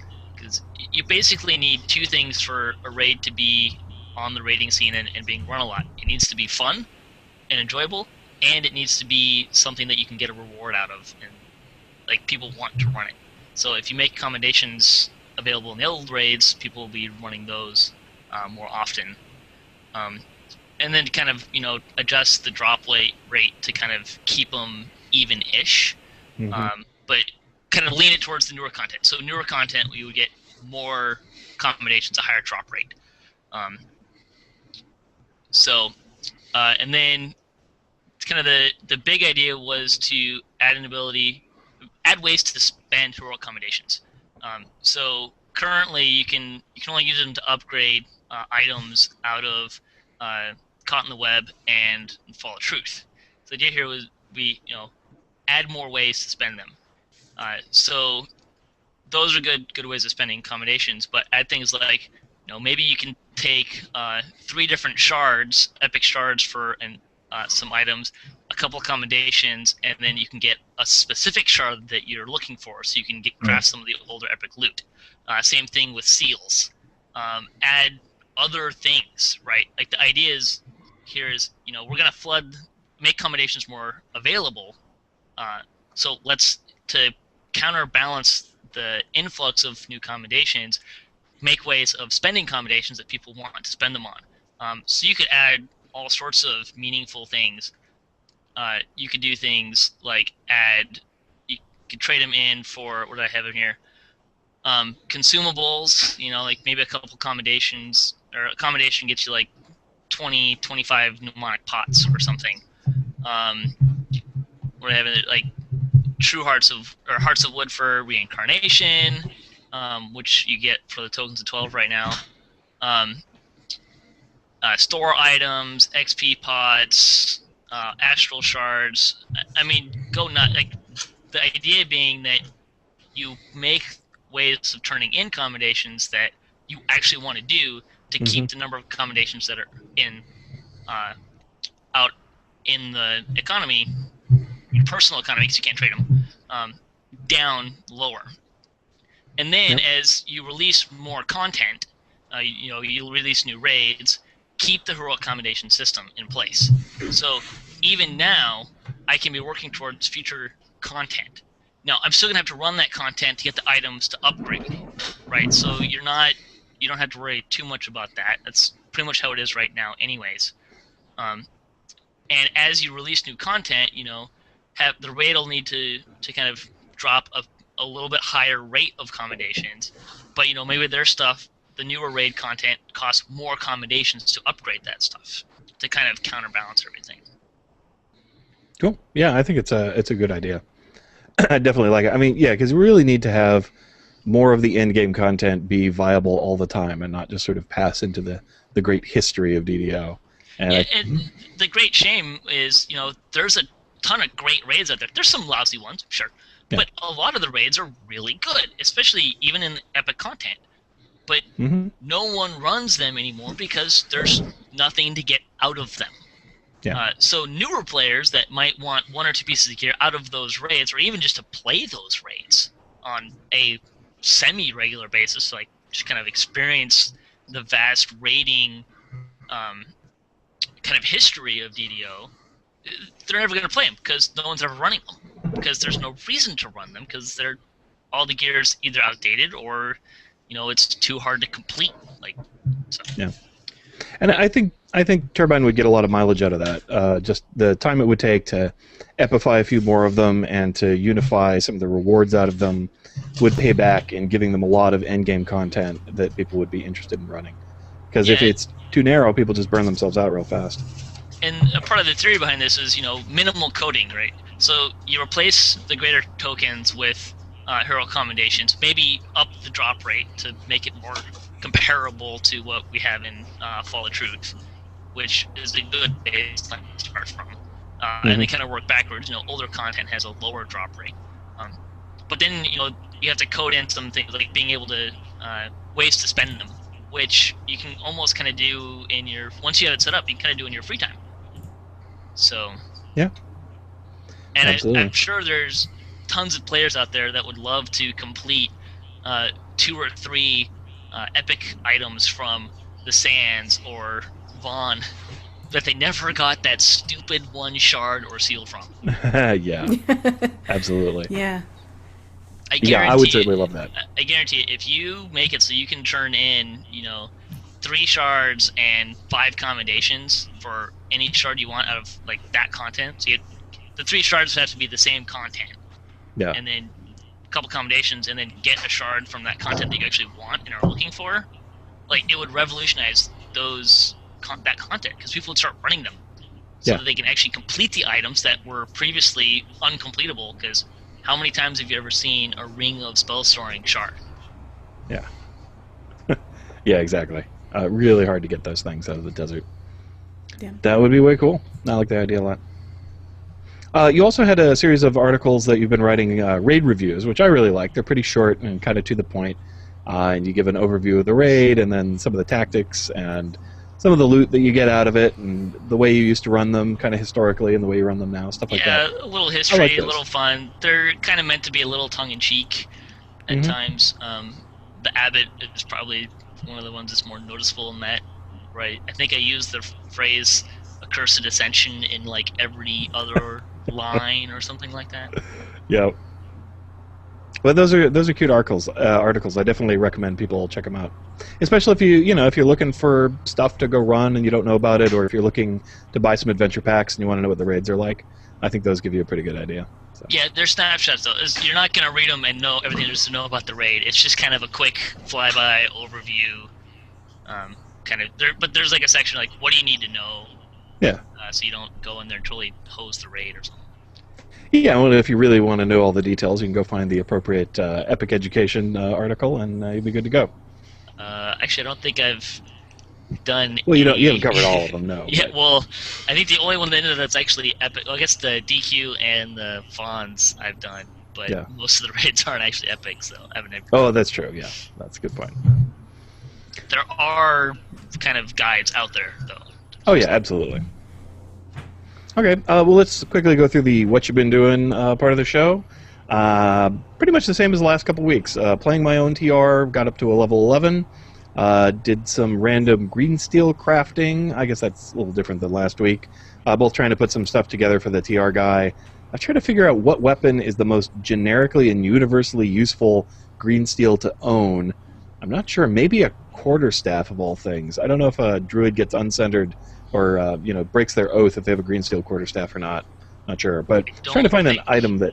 Pardon? Druids don't lose their oath. It doesn't break an oath for them to use a weapon. Oh, that's right. It's metal just armor. armor. Yeah, okay. Yeah, that's right. So maybe a quarterstaff. I'm not sure. But I've got a great sword already. But then I was actually on my level 25 character. I finally finished another of his green steel items, a Conop belt. I can't believe he hasn't had one for all these years, but which is a great item for him because he doesn't need very many mana points to heal himself with. He's very efficient with his healing amplification and all that. So it was nice to finally get that done. I happened to go on a shroud run where I got 4 large devil scales the other day, which inspired me to go try to do some green steel stuff. Yeah, I was like, man, I hit the jackpot today. This is awesome. So, and of course I burned one of them making the wrong item, but oh well, I'll find a character who needs so whatever. So that's why you needed something from my stash. I understand. Well, I needed I needed the power crystal. I didn't have enough power thingies, so I had to. Sig, you have to tell us what your character name is so we can all go back to trying to figure out who's got the lucky name and who's got the lucky name, yeah. I think that was Siegfried that pulled us when I ran him through there. Yeah. So it was he's your been own many times namesake. and has never been that lucky before, but yeah, they just kept coming out of chests. I'm just like, damn, another one? Wow, this is awesome. I better not tell anybody else. They'll be jealous. I'm glad we're not doing a give all the stuff to one guy day. How about you, Ann? What you been doing? Oh yeah, Wednesday TR group. We did Necropolis, and let me see. I hate Necropolis. I really do. Necropolis? All of them. Part 3, the third series. Oh, but we didn't part 3. That would be the Shadow series, I think. No. The part 3 is the Tomb. No. Tomb of the Tormented. Tomb of the Terror. Oh god. The Blighted. The most appropriately named tomb. Yeah. Yes. Yeah. Pretty much. I mean, like, it's great XP, and I really don't like the end loot at all. And the stuff that drops, I don't like that. It's like, nope, don't like the quest. The XP is the only thing that's great. I would never in my whole life do NecroQuest solo ever, or it just wouldn't happen. That crew knows how to do those quests real well, though, so that made it a lot better. So it made it a lot better. When you have funny friends who are efficient and knowledgeable, they will dull the pain of Necropolis. So. And I learned something new about Blighted, which I didn't know before, is you could take those potions and throw them on the ground and create a little healing pool, and then everybody can jump into it and get rid of their... It's a holy water balloon fight. That's why it's such an awesome quest. Another trick with that quest is you pick up the thing that picks up the potions. The scooper. You can do that, pick up 10 potions, and then trade it to someone else who can then pick up 10 potions. Oh yeah, we were absolutely doing that, which is a really good tip if you don't know about it, and a lot of people don't. But yeah, makes a big difference. Yeah. Throwing it against the grass, the plant walls. If you're standing right in front of it, it makes a pool there too. Yeah. So it cleans you right up, just as if you'd thrown one at your feet. Yeah. It really does go better with a larger group of people because you get everybody with 10 of those things, and stuff really isn't all that bad at that point.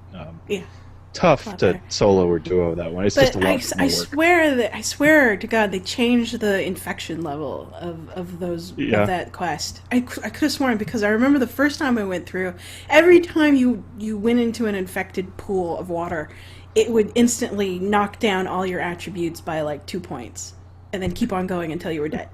It could be. It may have been on the disease. There was an initial tick, like right up front, and then. But nowadays, it doesn't tick on first infection. It does its regular timer first, and then hits you. Could be.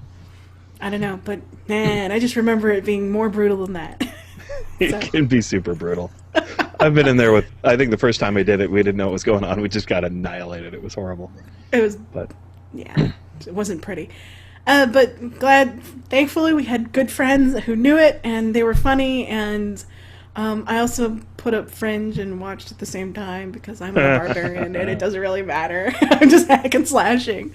So that was great. And then from a regular personal TR, Druid Monk Life, we ran quests that I kind of like, that are good. And so like Stormcleave, Cult of the Six of the Wands, I like those quests. I'm not planning to take her through Epic Destiny, so it doesn't matter if I lose the first time bonus on those kinds of quests. So that was that. And then I ran the raid wave of my guild, which is basically whatever raid they are running, I will run to. And right now her purpose is to get through Dreadnought, because it's totally useless on a sorcerer. So I'm working through that. So that's been my week. Sweet. How about you, Jeff? Working my heroic. Well, sort of.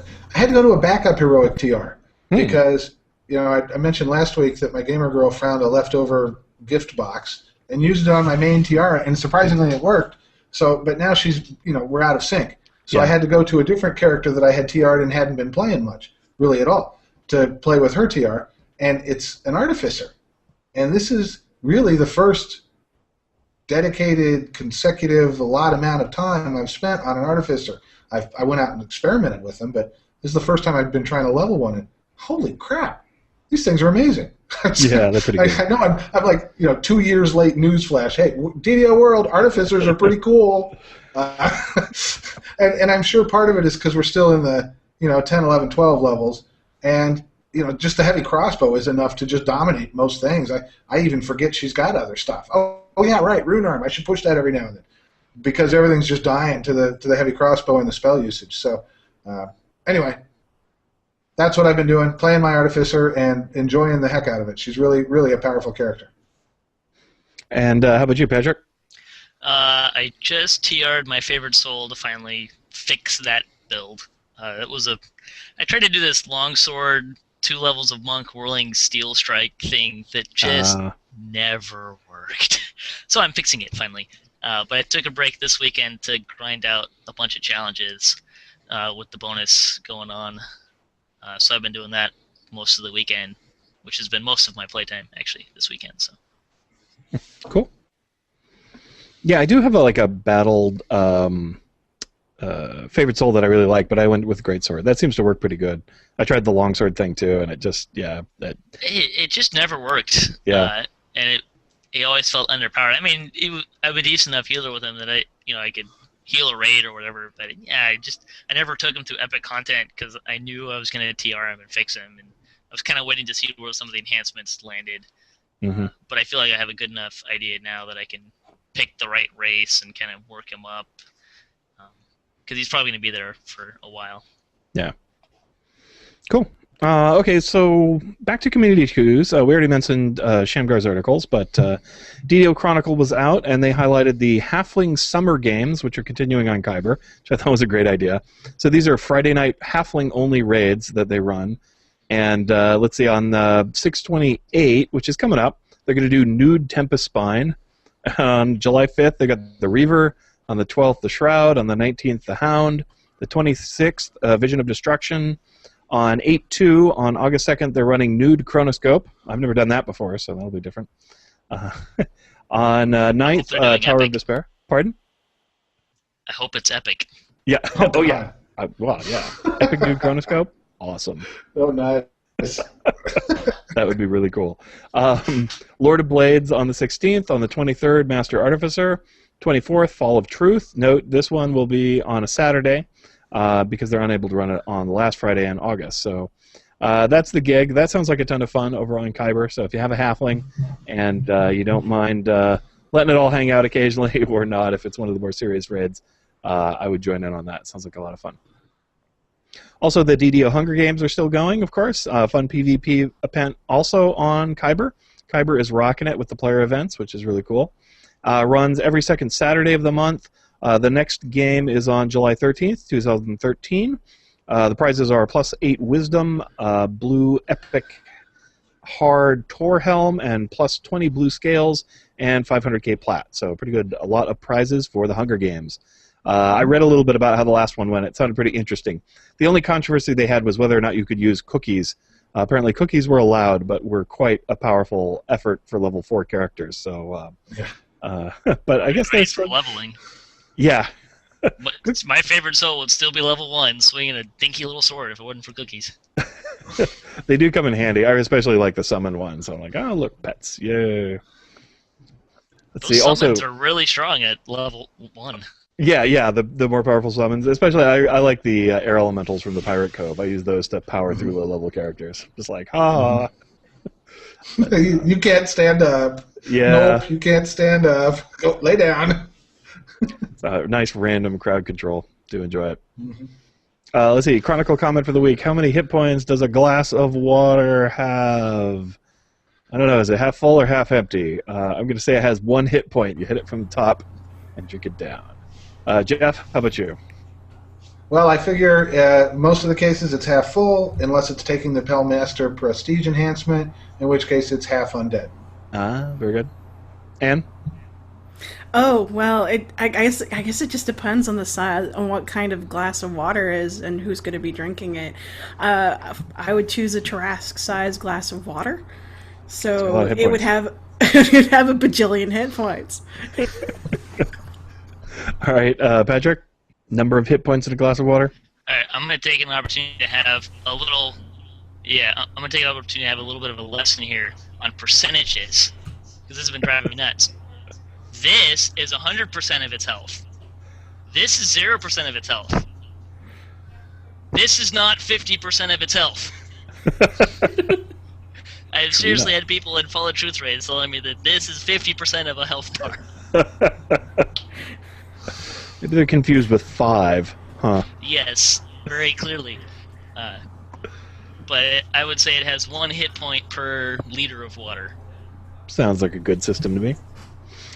All right, and finally, hey, they highlighted DDO Gamer's collectibles articles, and I also mentioned my Player's Choice Design thing. I didn't realize that was in the Chronicle. That's awesome. And prepared most of the show notes today. So hey, yay! Thanks, Jerry. Much appreciated.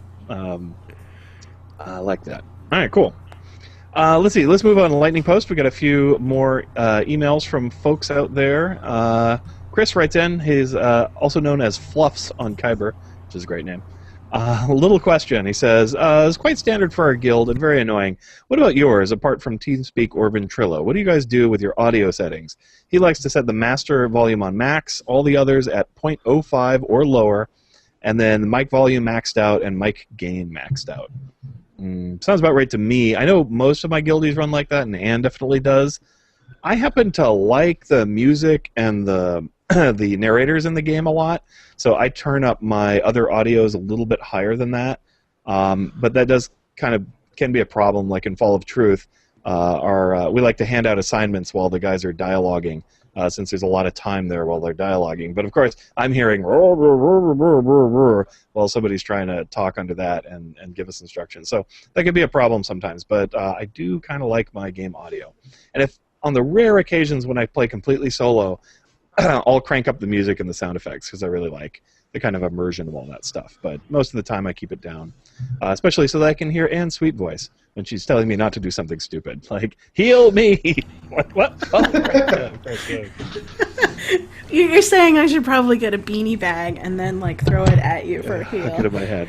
Well, I do have the one earpiece technique where I only wear one half of my headset, so I have one ear pointed at Anne and the other ear kind of towards the game. But that doesn't always work either. So, of course, then Anne sometimes will have, Ghost Hunters or something on as well. So get that going.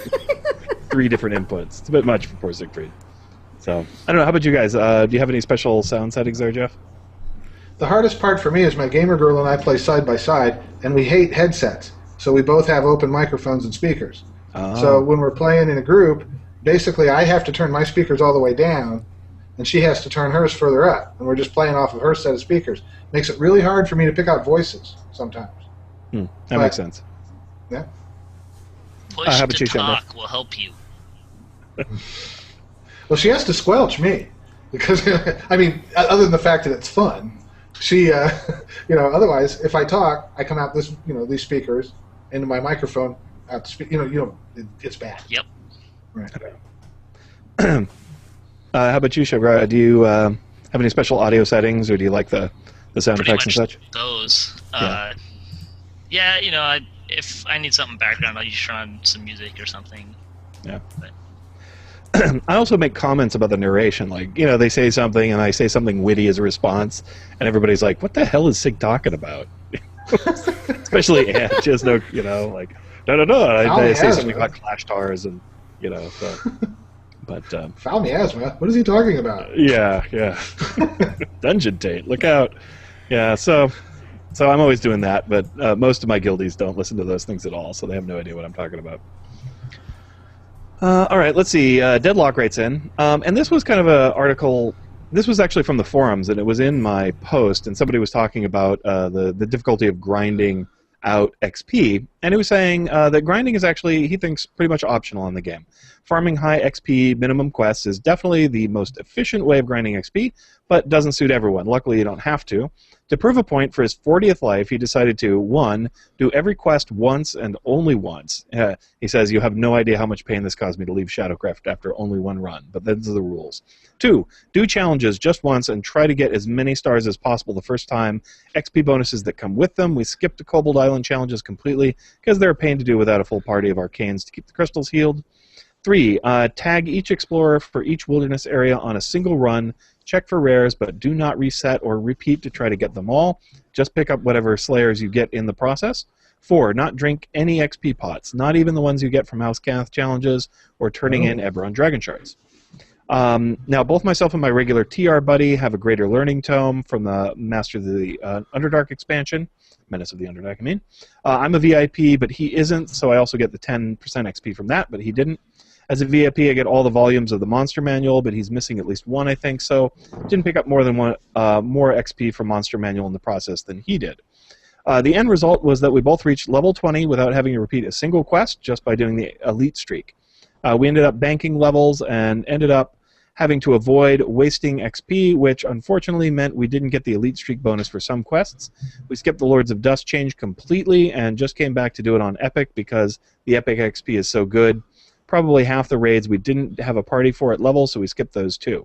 It's definitely not the fastest life I've ever done, but we proved that it's doable. Also, when you don't have an XP pot burning away, you're much more relaxed and taking your time through the quest. So, I'm confident a semi-capable party of third lifers could maintain their elite streak at least until level 18.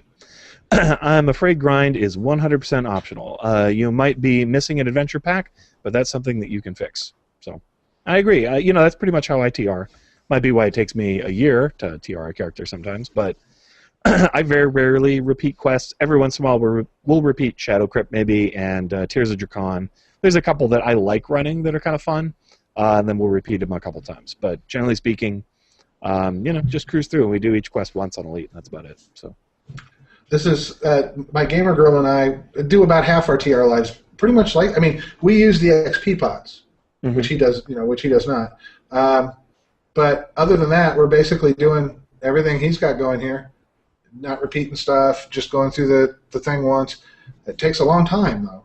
So it does. Some TR lives we go crazy and just go for the full XP, but usually we do like this and it works just fine. And we always are skipping. We're missing huge swaths of quests. Yeah. Anyway. There's a lot of them you just don't need to do. We skip. I think I really only farmed 3 quests: Framework, Litany of the Dead, and Shadow Crypt. Yeah. Everything else I maybe run once, maybe twice. Mm-hmm. I'll run Vaughn 3 a few times too, sometimes more than once. I really like that quest, so I find it's a fun one to do, and it's a lot of XP, so I do enjoy it. I guess, the 2 farming quests that I enjoy the most, I don't really like farming Shadow Crypt all that much, although it's just ridiculously good XP.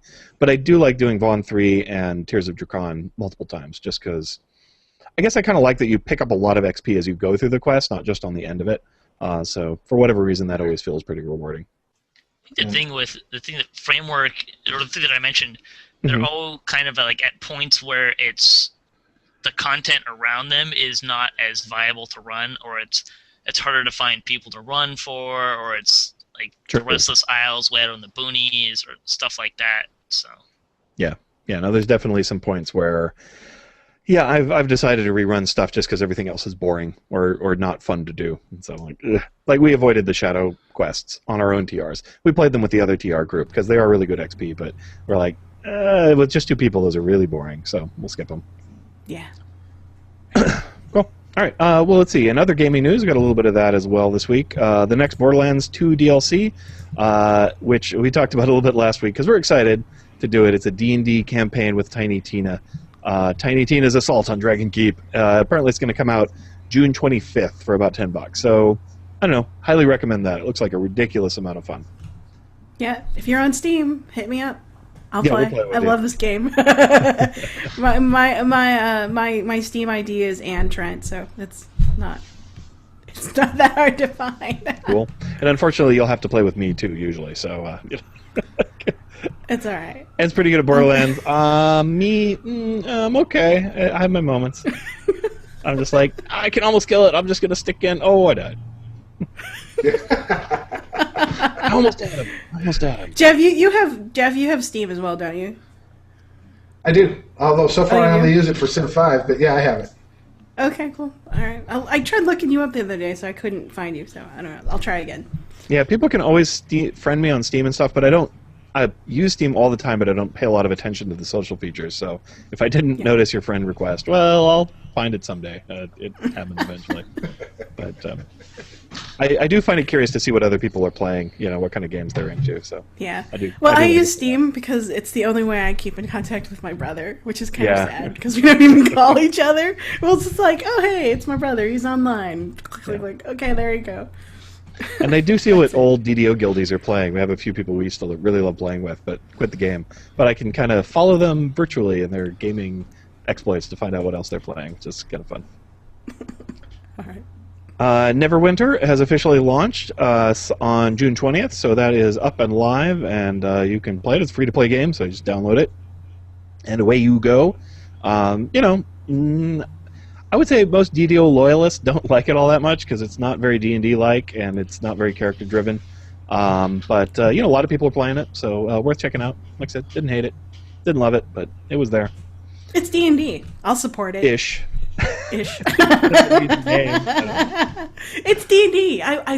It's a brand name that's been in my life, so I want to support it. So yeah, I wish they had more of the D&D mechanics. I'd have been a lot more into it.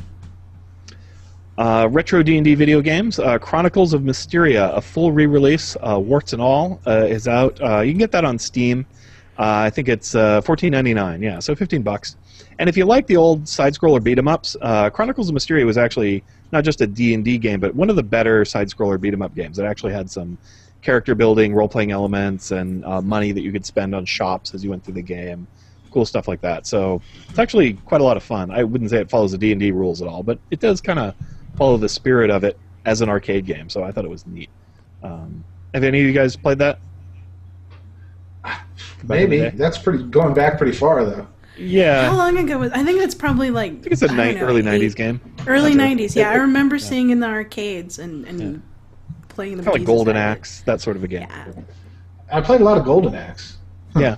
So this is like that, except you can level up your characters and stuff, and buy gear for them. Nice. Yeah. So pretty cool. They also added some new features. So if you played it before, they added kind of other cool stuff. They also added some sort of cheaty features, it looked like, so you can super power up your characters if you want to play it that way. So there's a Forbes interview with Mike Merles. After a year of playtesting a new Dungeons & Dragons, what's next? So this is really about the D&D Next kind of a thing. And so you can find out more about that from one of the designers. No release date as of yet. However, they are doing an interesting thing over at Wizards. There's a new Dungeons & Dragons goes to print. So the D&D Next is kind of being printed before it's ever released as a part of an adventure called Ghosts of Dragonspear Castle. So it's available exclusively at Gen Con 2013, which is big convention coming up, August 15th through 18th, at which we will be running an event. And so I'll probably get a copy. It's like $30, so it's pretty expensive. I don't know how big this softcover is, but $30 is a lot for a softcover book. Contains a preview version of D&D Next rule set, as well as 4 all-new adventures written by Wizards of the Coast designer Carl Perkins and the rest of the D&D design team, for players ranging from levels 1st to 10th level. So I don't know, if you really want to get a taste of D&D Next, this is probably a good way to do it. And since I'm planning on running a D&D Next campaign before D&D Next is actually released, well, this will probably be really helpful, so my players can have something to read that's not like, monthly updated playtest rules and stuff. So I might grab a copy or 2 of this thing. 30's not bad for core rules and 4 modules, as long as it's not all just, printed paper with a staple gun. Yeah, no, I think it's a little better than that. We'll see what it's like. Yeah, I guess it's not super expensive depending on what it is like. Yeah, I'm not sure, but if it's big enough, $30 is cool. I'm willing to give it a try. It's just, I guess normally that's what their hardcovers cost, right? Or at least in the last set. I don't know, maybe they were like $35. Been a while. Still, I think they kind of needed to have something to sell at Gen Con. So. Kind of have something to sell. Yeah, it's kind of a neat item. I've been a fan of the whole D&D Next thing. I think they're doing a good job with the rules, and I think the way they're playtesting it over quite a long course of time to make them as good as they can be is a great approach to do it. So I think it's pretty awesome. All right, well, I think we're kind of getting towards the end of the show, so I'll go round robin and see if anybody has parting thoughts for us. How about you, darling? Anything you want to say? We're going to Gen Con. Yes, we are. Episode 300, coming up fast. Yep. Episode 300. Join us. Cool. Shamgar? Shamgar, no go to Gen Con. Aw. Sorry, man. Although we're kind of bemoaning, we'd sort of rather go to Hawaii than go to Gen Con, but oh well. What are you going to do? There's a lot of things I need to go there this year for, so I will definitely make the most of it. But yeah, it's so expensive to go there. Oh well. How about you, Jeff? No, it costs less to go to Hawaii than it does to go to Gen Con. It's really annoying. No way. Are you serious? Yes. Yeah, because the hotels are so crazy expensive at Gen Con. Did you not get in on the? You didn't get in on the badge or the what do they call it? Okay, so you guys are on. I spent $400 a night last year, but this year I got in the right way. So yeah, right. My costs are going way down. That's a plus.